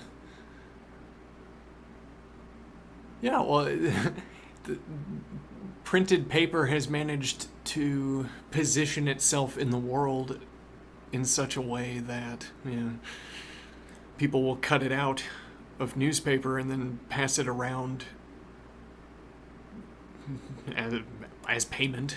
But you say as payment, that also, saying as payment, it sort of, I think, fixes the idea of currency that we're using. When people say payment, when they use that word, I'm accustomed to using that word while thinking of a particular mode. I go shopping every time I go shopping, which is not so often. It is the same way for me. It's the same activity. Basically no difference. I don't have any interest in anything I don't have any interest in the sights or sounds, the differences of decor, and the differences of decor don't mean anything to me. I'm there for a good, I get the good, and then I leave. And now what is the point? This is payment. Payment is, for me anyway, what I do during this same kind of interaction. Payment is an event in the sequence of the desaturated sequence of events I could describe that would characterize every shopping trip I perform. I could use the same dull, featureless description to capture all of my shopping trips, and payment is one of the sub-events that would be gray and dull among the list of sub-events.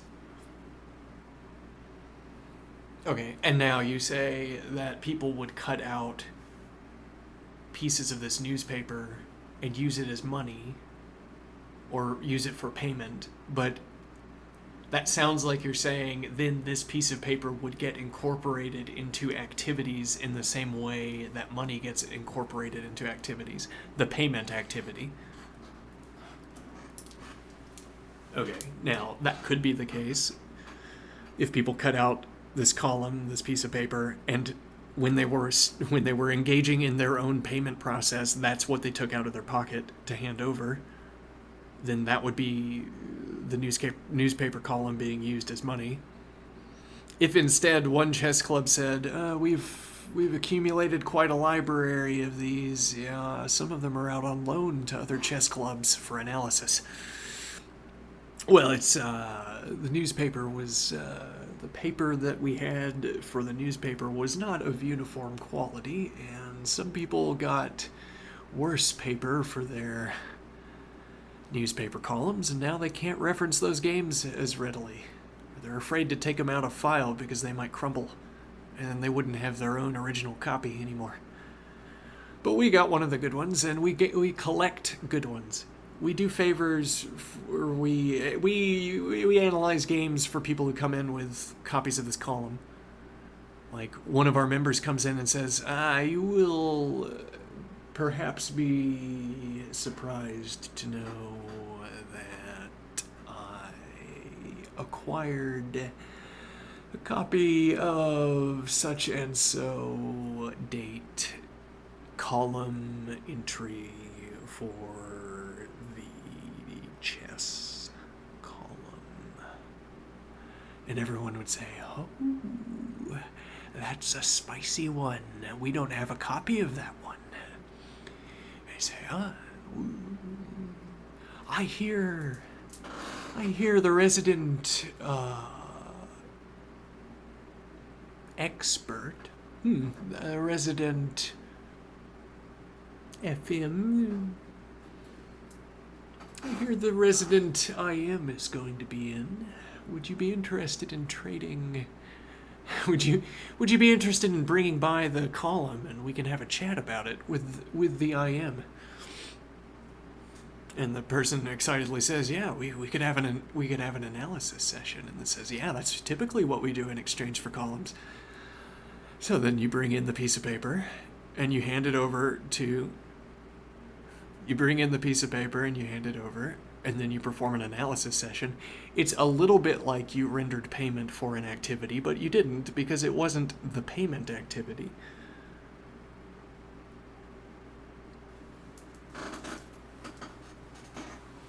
Well, because I don't think of the chess club concierge as a payment processor. I think of the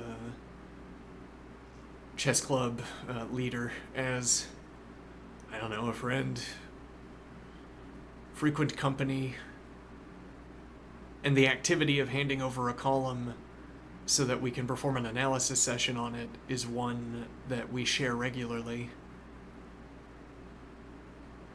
So it's a little bit like rendering payment, because at the end of this process, a different entity has a collection of, well, it has a collection of paper with ink on it. But it's not payment as a social practice.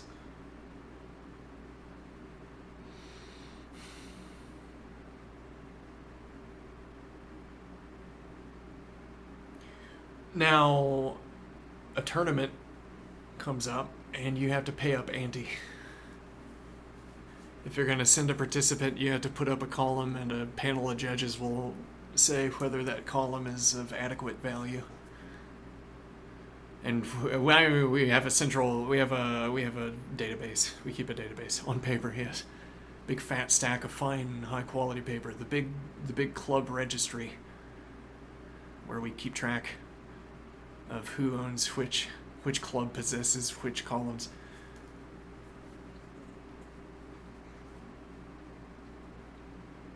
And when we hold a tournament, we pick out the columns you would have to put up as ante, and you either agree to the transaction or don't. Now that sounds a little bit more like money, doesn't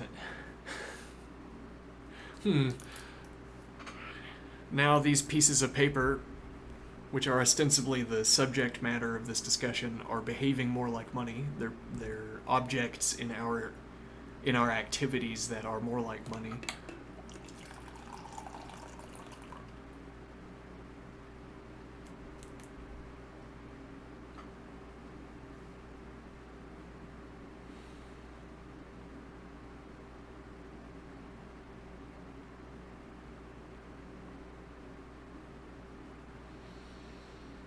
Let's go back to an earlier example.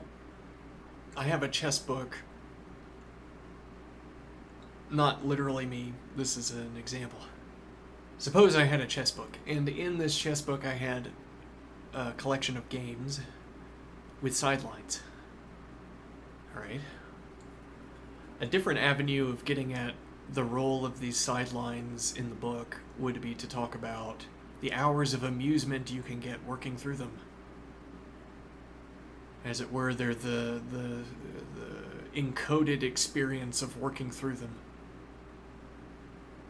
Like, you buy a book of games, you play through them, and you see why they were presented. You see why the sidelines were presented. Or you see why these games were collected and put into a book.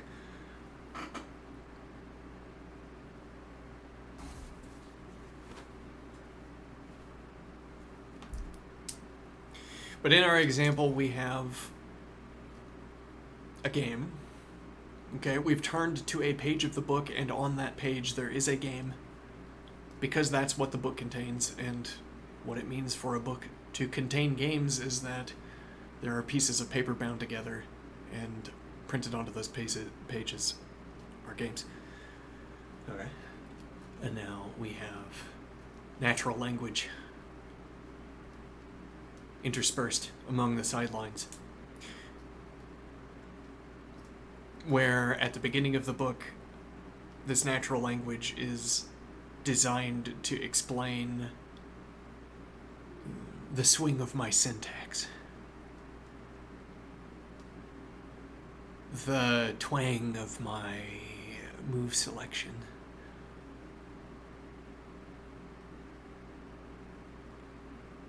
and our sort of theory piece here was that At the beginning of the book, I offer one so I have the book. At the end of the book, I present the first game that I presented. So the first and the last game are the same game of chess. Okay. And the same sidelines are chosen. The natural language is different. And we were enumerating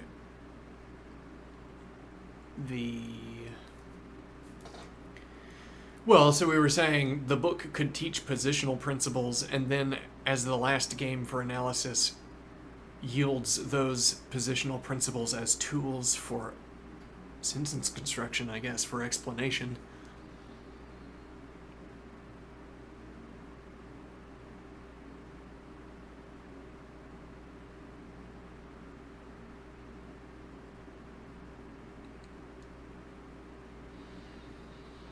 But that's not the case we're talking about. No, because what we're interested in is the evolution of the semantics.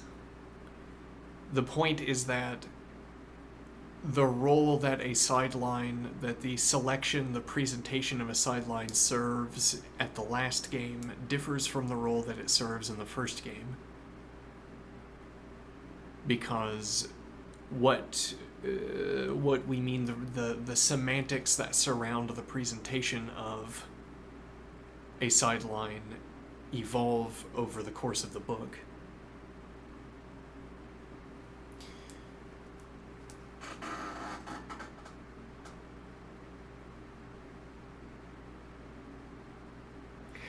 Like, imagine in natural language I say, haha, allow me to present a good line. And then I present a bad line and you say, oh, you were being sarcastic.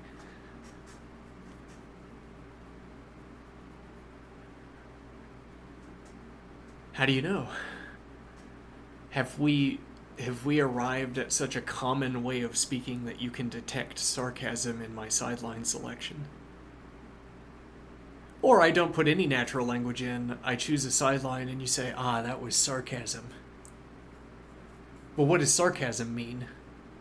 Sarcasm is a way of characterizing natural language communication. It's not a way of characterizing. Now, we extend sarcasm to sarcastic gestures, hand gestures and so on. Well, to indicate, I don't know, maybe we do that. Okay, but my sideline is sarcastic. I say, imagine if we did this, haha, but I don't actually say that. I just present the sideline.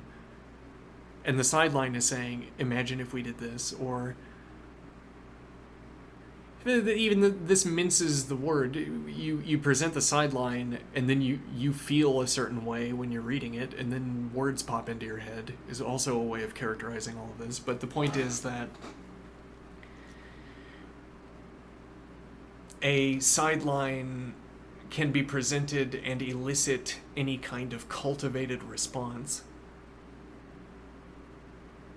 I can confidently write a sarcastic line knowing that the readers will read it as sarcastic.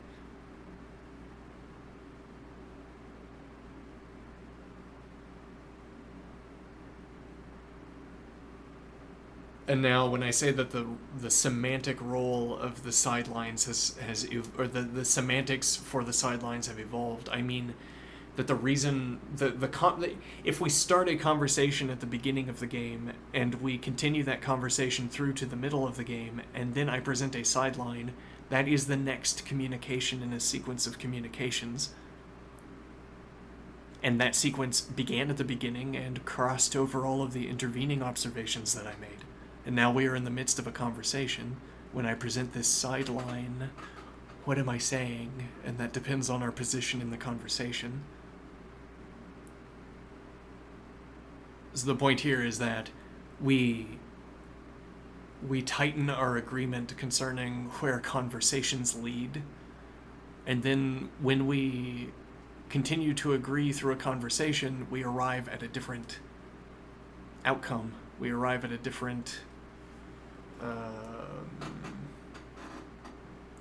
different from the first analysis of the game. So again, in the first analysis of the game, we have a sideline, and I explain to you what role the sideline is serving, why I presented it. And then at the end of the book, when we reach that same move juncture, we're at a different conversational juncture. It's not merely it's not like we're saying we have an instantaneous rule that tells us what this sideline means. It means that this sideline is the next language move in a language game we're playing with one another using sidelines.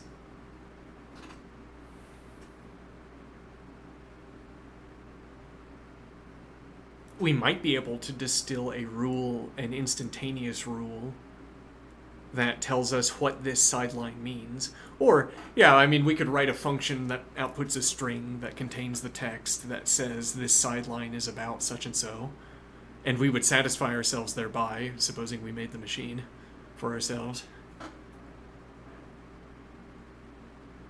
Well, what is the point of this?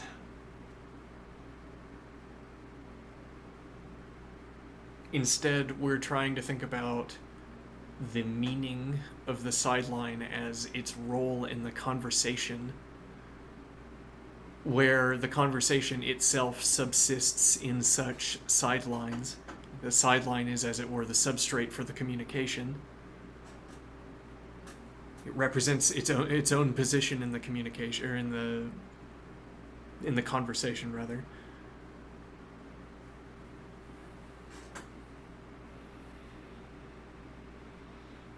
And so now we mean something different with this sideline, both because, as it were, we can't mean the same thing as we originally meant, or if we wanted to say the same thing as what we originally meant, we would construct a more contorted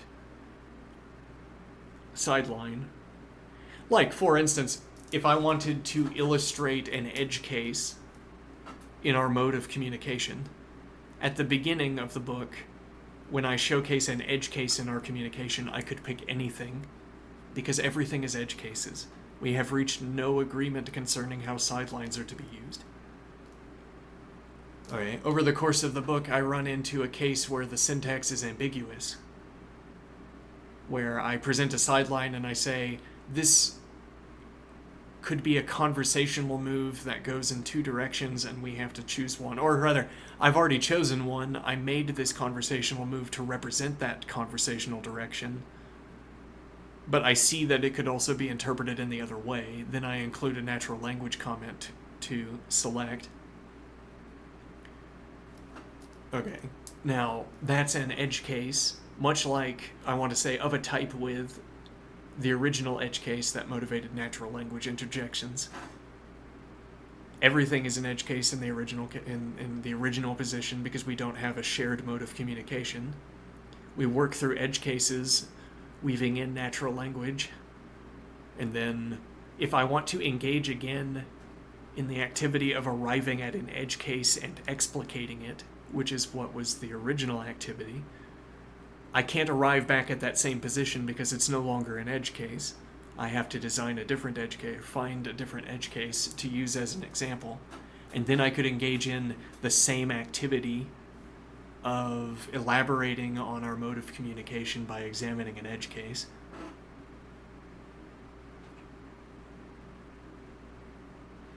So we can't do the same thing again. Literally, we can't read through the same game and say the same things with the same underline, or with the same sidelines, because that's no longer how we speak.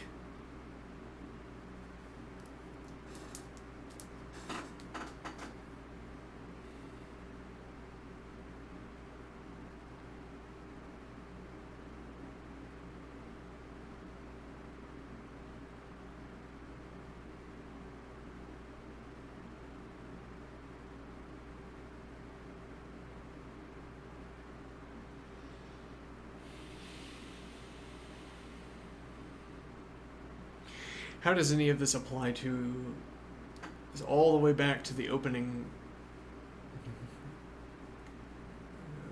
position in the stack? We were talking about becoming fluent in using move trees. And much of the motivation for fluency in move trees was because we imagined fluency in move trees reflecting back into position analysis. As it were, we might get to prune bad lines for free because the method of navigating a tree, or constructing a tree rather, does not construct those lines. As it were, we get the effect of pruning for free by not originally generating the branch.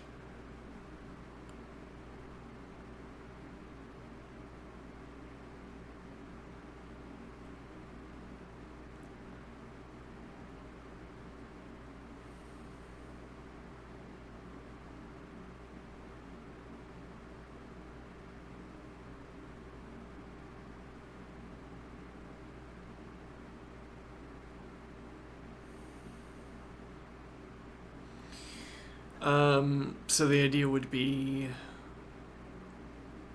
right, we could pay more attention. I mean, there are also symbols that we can incorporate.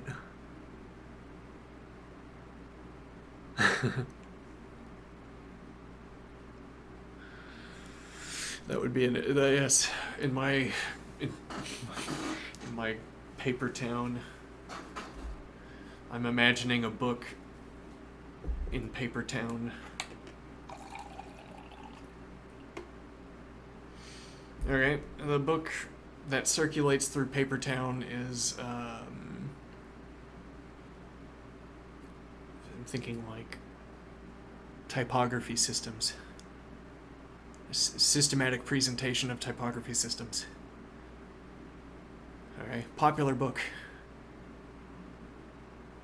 Expensive. Takes a lot of,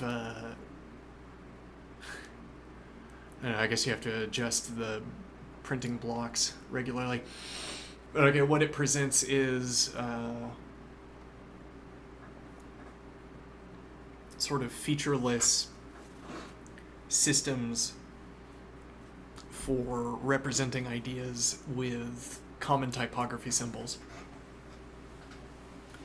And so one idea here would be to say, how much of chess analysis can you do with symbols that are already available? Like, do you need any new symbols to perform chess analysis? Well, if we want to do figurine printing, yes. Were you looking for figurine printing? You'd have to bring your own blocks. We're not going to finance... well, maybe we would. Maybe we would finance a set of figurine prints. We would own them and you would not, and I don't know. What is the point here? So the book, The Systematic Treatment of Typographical Systems, it says, here are data structures. Well, we need as an example chess trees. So you can do a lot of chess analysis with exclamation mark and question mark.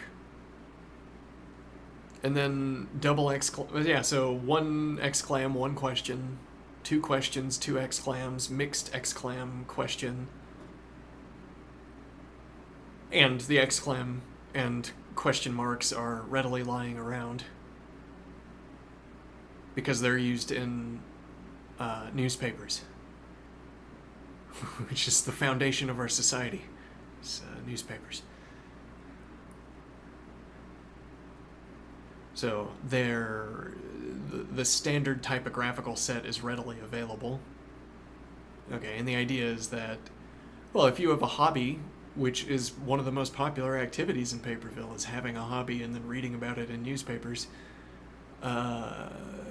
if you can represent the thinking in your hobby, if there's some systematic activity in your hobby that can be mapped to the typographical system, or the typography, you can learn about such a system in the book that describes all of the systems. The idea being that the systematic treatment of typography book that circulates in Paperville gives you blank systems, featureless systems. And so the idea would be like the author of this book we're imagining could present to you the usage of exclam and question mark as a representation for analysis without presenting you a chess game.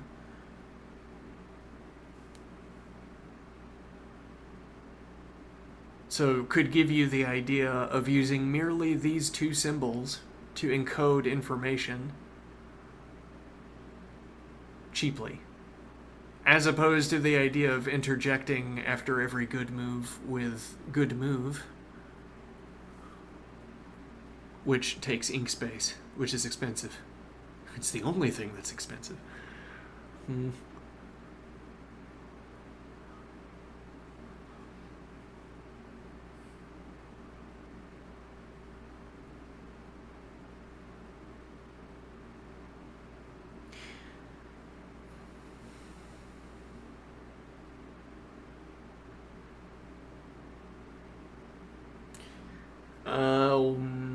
The interesting idea, the most interesting idea of today, I like the reflection back into analysis.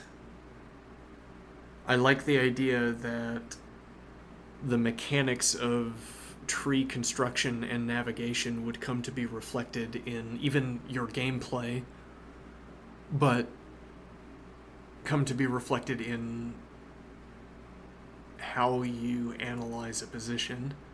So the idea is that you're analyzing a position, and the systematic behaviors you engage in, like drawing arrows or committing lines to the tree,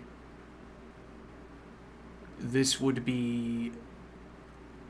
Well, there would originally be a mismatch. I mean, when you don't know how to navigate trees and when you don't know how to construct a game tree, there would be a mismatch between what you think of as good analysis and what would produce a good tree. And then over time, what is required to produce a good tree wins out because of the frustrations, I suppose, or the friction that arises when you're trying to construct a communication using the tree method, but the tree is not amenable to what you're trying to observe. Let me think here.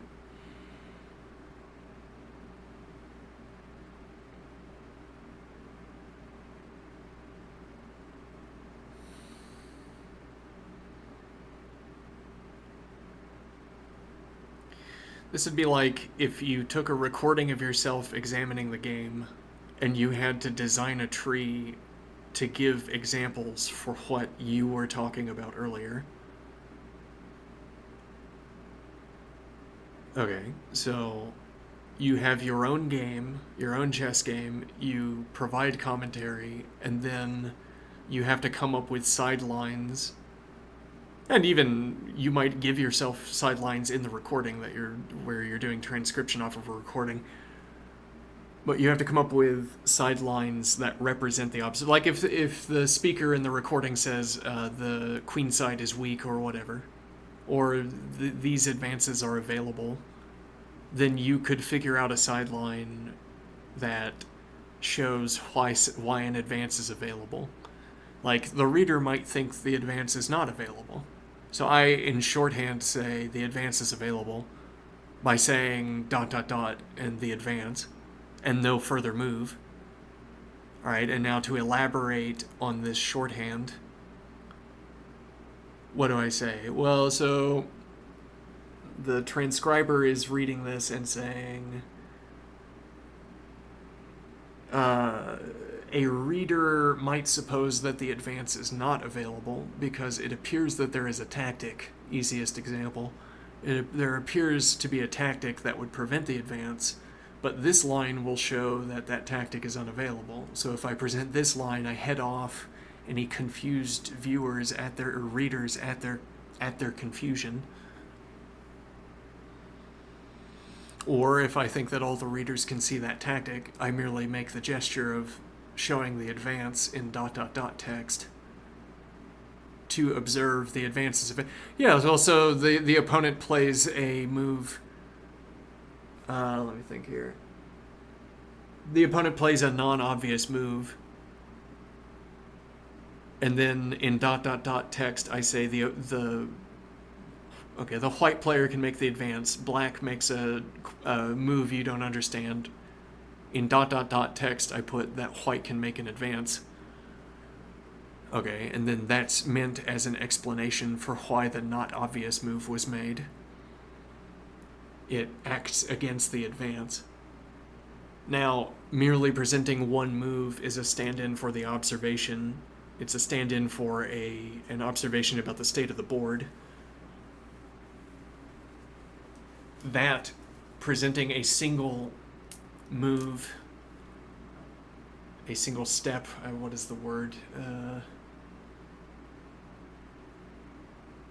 don't remember. Like a half move. There's a word for this, but I don't remember what it is. Ply, yeah. Let's see. So presenting a single ply can be used as a shorthand for... Well, I mean, a point is that it could be used for a shorthand for an arbitrarily extended subline, sideline. So I say the advance can be made, though if it is a tactic that proves in context... Well, yeah, because you think the advance can't be made because of a tactic. Now, in context, to prove that the advance can be made is to negate the tactic. And now the arbitrarily long sideline is whatever arbitrarily long sideline would constitute a tactic. If there's a 10-move tactic, and it's all forced, it would be 10 moves later. The sideline would be 10 moves long, and at the end we'd have proved that the advance can occur. Okay, now the tactic could be 100 moves long. Though that seems less likely. Whatever likelihood means here. But okay, so a sideline, a single move statement can be a shorthand for an arbitrarily long sideline. And then when I say the advance can be made, we could take the step from tactics, the easiest example, to a less easy example. I say the advance can be made because it is good. And now that could also be a stand-in for an arbitrarily long sideline or a tree, a subtree, where I go through all of the objections. The finite number of objections I get from the club. I go to them one at a time and they say, no, I think that line is not good, and the reason I think it's not good is because of such and so. And then I construct a sideline that proves that the objection was misplaced.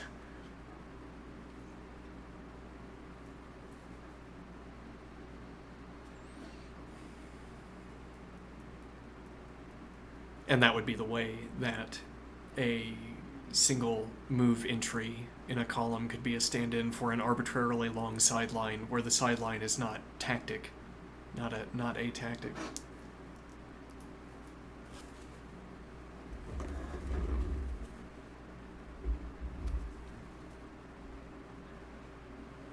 What are we getting out of this?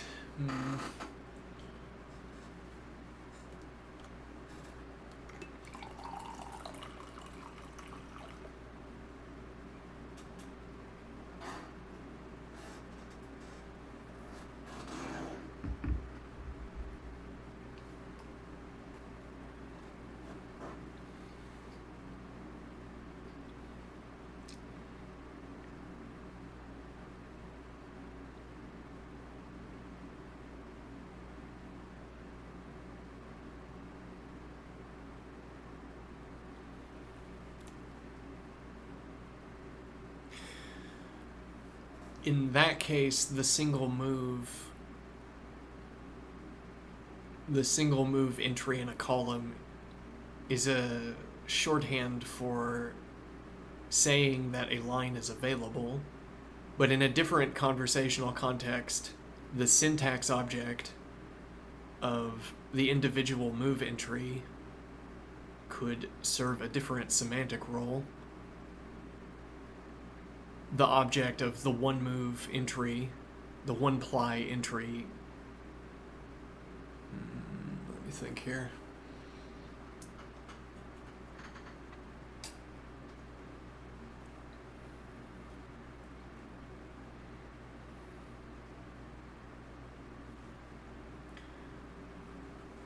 Well, and the easy way of remarking on this, the one move entry could be saying this move is available. It could also be saying, consider that this move is not available. Strange that the same syntax object could serve both roles.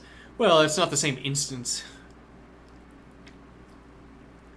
of a syntax object. It's a syntax object that meets the same description, namely of being a one-move entry, a one-ply entry.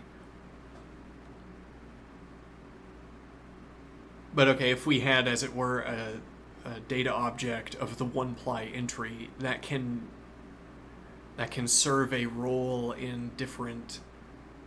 It can serve a role in the opposites, in opposite cases even, up to and including opposite cases where you say this move is available or this move is not available, where context makes clear which of the two observations is being made.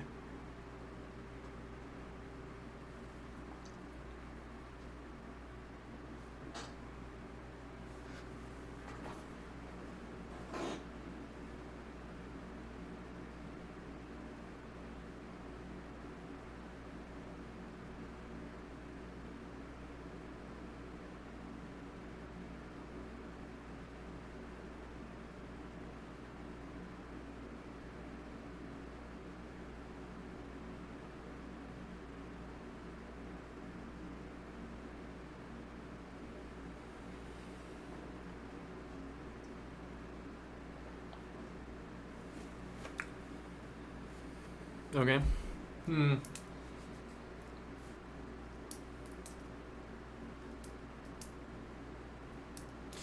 Well, and this takes us back to this point that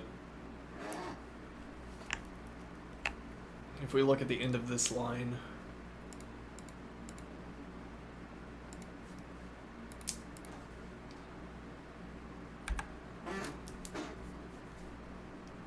oh, did I unmute myself? I might not have. Hold on. Okay.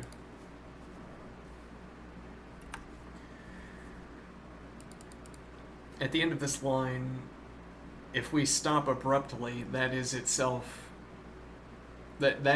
becomes an information bearer. I mean, like, if we stopped here, the implication would be that this is a bad position for white and therefore should be avoided, for instance. But you have to establish that kind of shared mode of communication.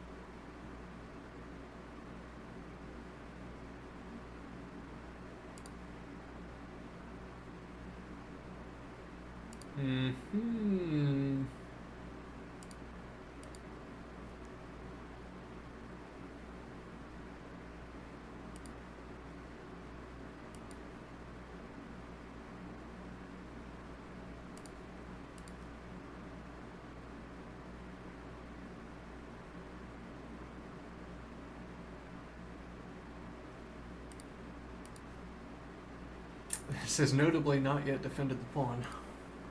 Ah, there we go.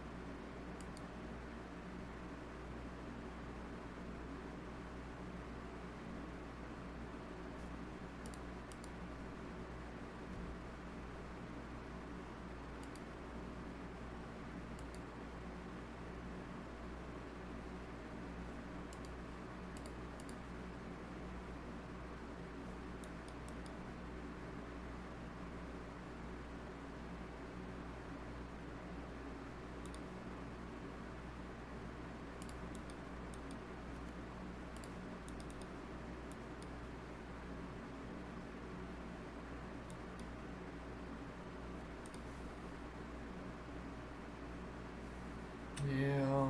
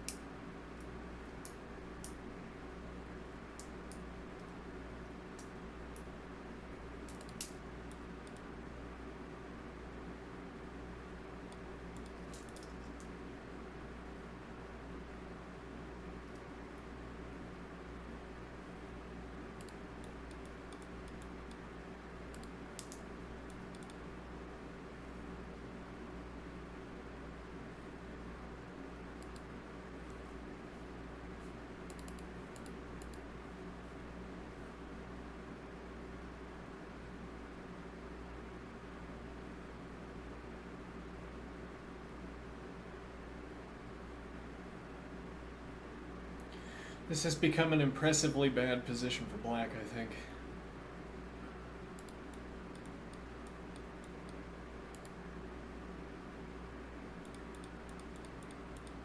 Because these are the relevant squares somewhere around here. And black is unable to provide any support. It's like you'd want to drop back and the knight moves don't do anything. Or either unplayable or don't do anything. Because this isn't what you're trying to defend. Though the ability of the knight, this option of the knight to defend b6 is fast.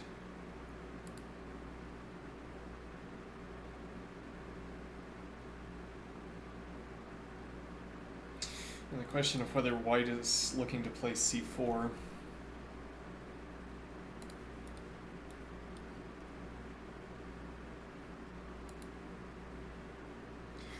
Well, doesn't need to, maybe.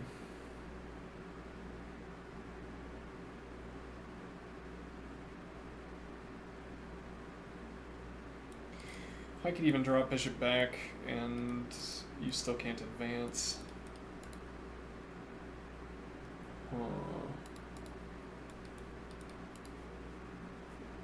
Indeed.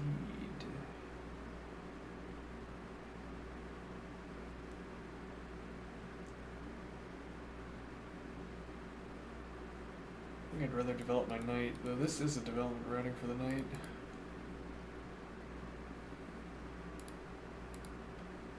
Yeah, you're not going to be able to stack pressure against this, I assume. Wait a minute.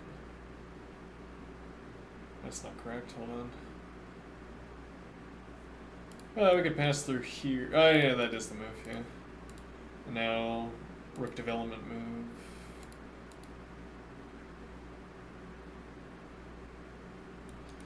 King defends dark squared bishop, so we can drop back.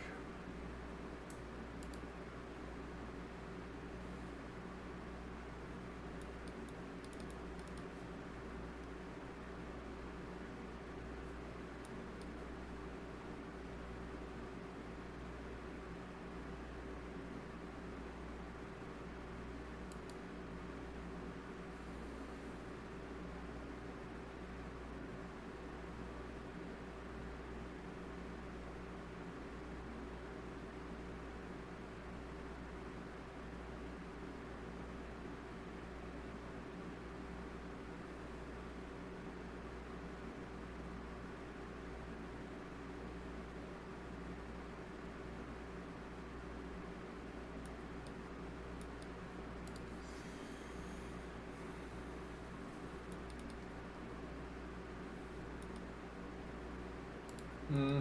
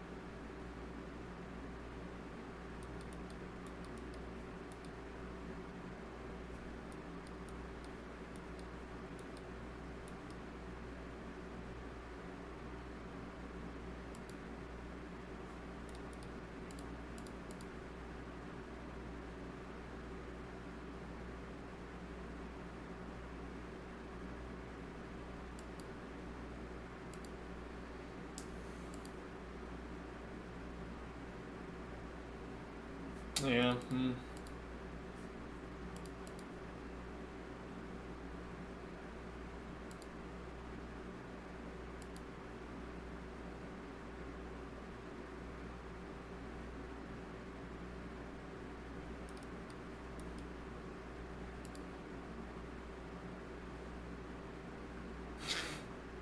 Your miscreants will catch up with you someday.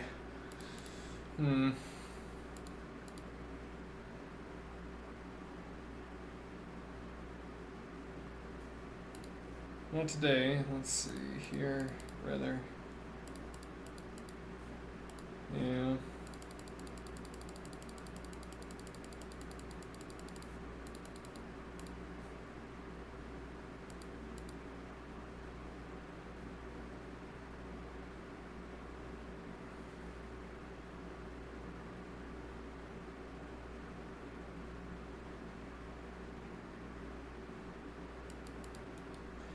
Can't advance. If you play this advance.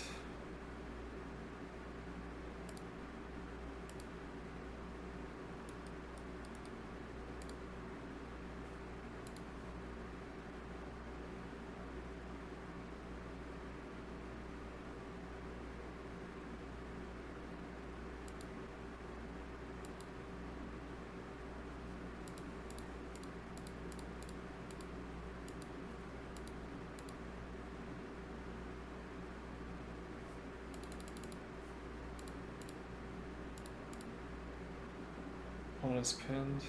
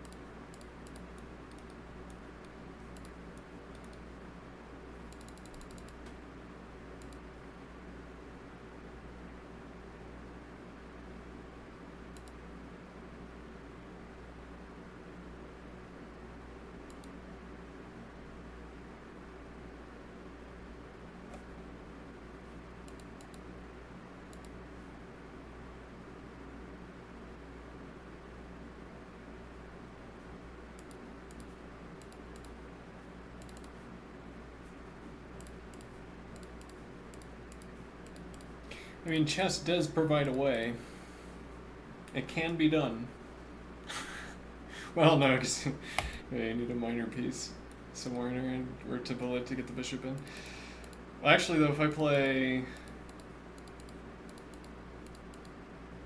Uh,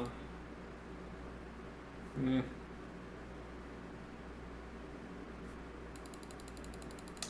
No, yeah, it seems like we might be too slow to play. It might be too slow to play this. If the if the opponent responds with b6, I don't know what the. I don't know whether there's a retort here.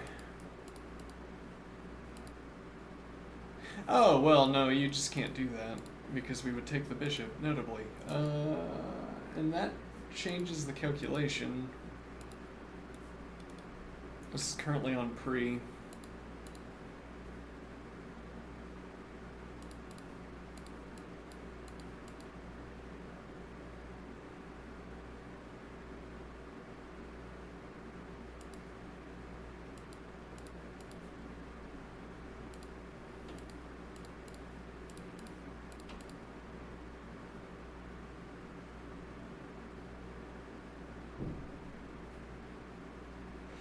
Well, and now if you move the knight, or if you arrive at the point where moving the knight claims the tempo, we advance f3, gains access to king f2, or the routing through. Now you don't have light squared bishop looking at h3, so the knight routing through either f2 or f4.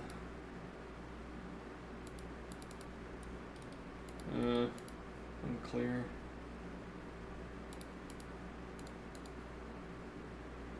Oh, hold on, that doesn't work. Oh no. We'd have to play king D. We'd have to have time to play king d1, but we don't.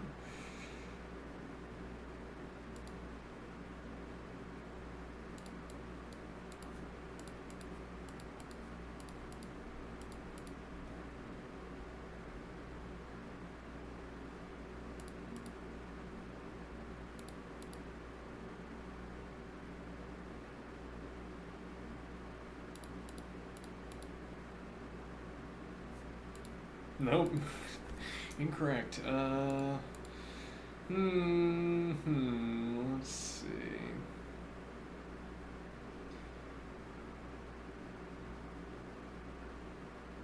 Yeah, no, here. Oof.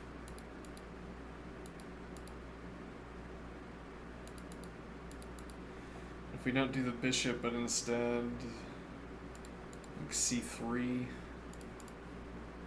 Now this is too slow, you move anywhere else, and we don't have the drop back to g2.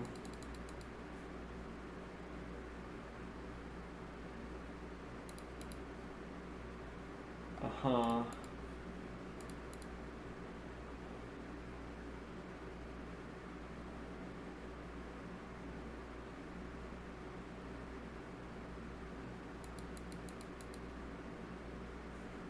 Uh-huh.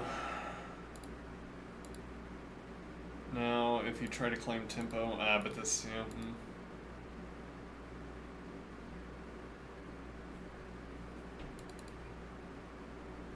Wait a minute, why are we afraid of this? Because this bishop is on pre. So if we play here, well, yeah, like here, you'd have to play knight a5, and even if we played, even if we played queen g2, which I don't think we want to do at this point, but if we did, yeah, well, we might have to because of this pressure down the diagonal. The point is that after here, yeah, we have the recapture of this with tempo. Takes. This doesn't work, I assume.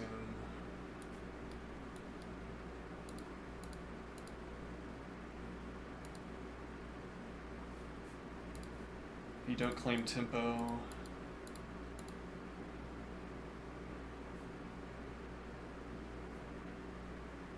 We have this drop back all the way.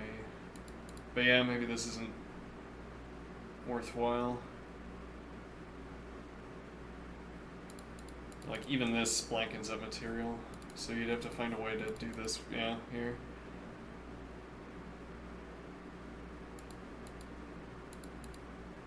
Claim the positional advantage.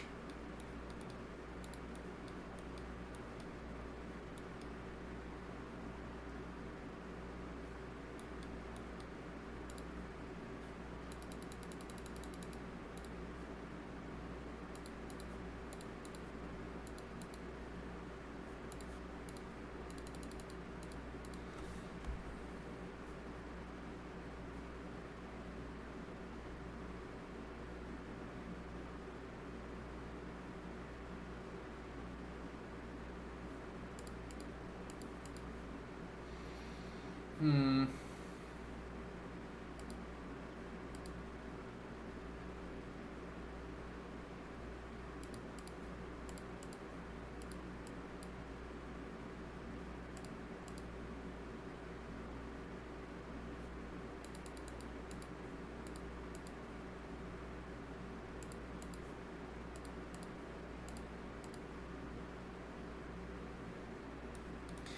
Yeah, no time to get this in.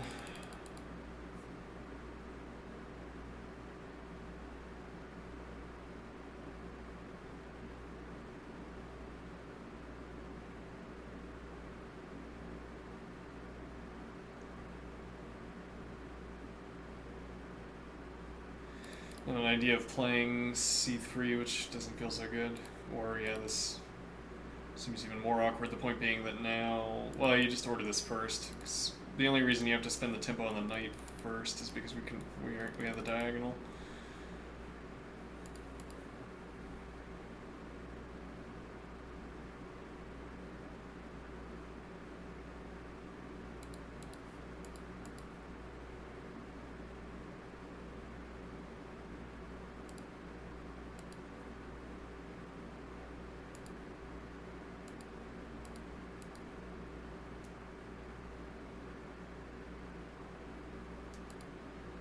Hmm.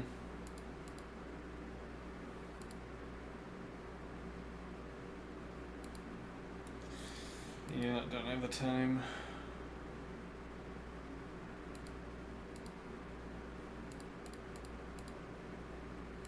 Yeah, I haven't moved the king in this line.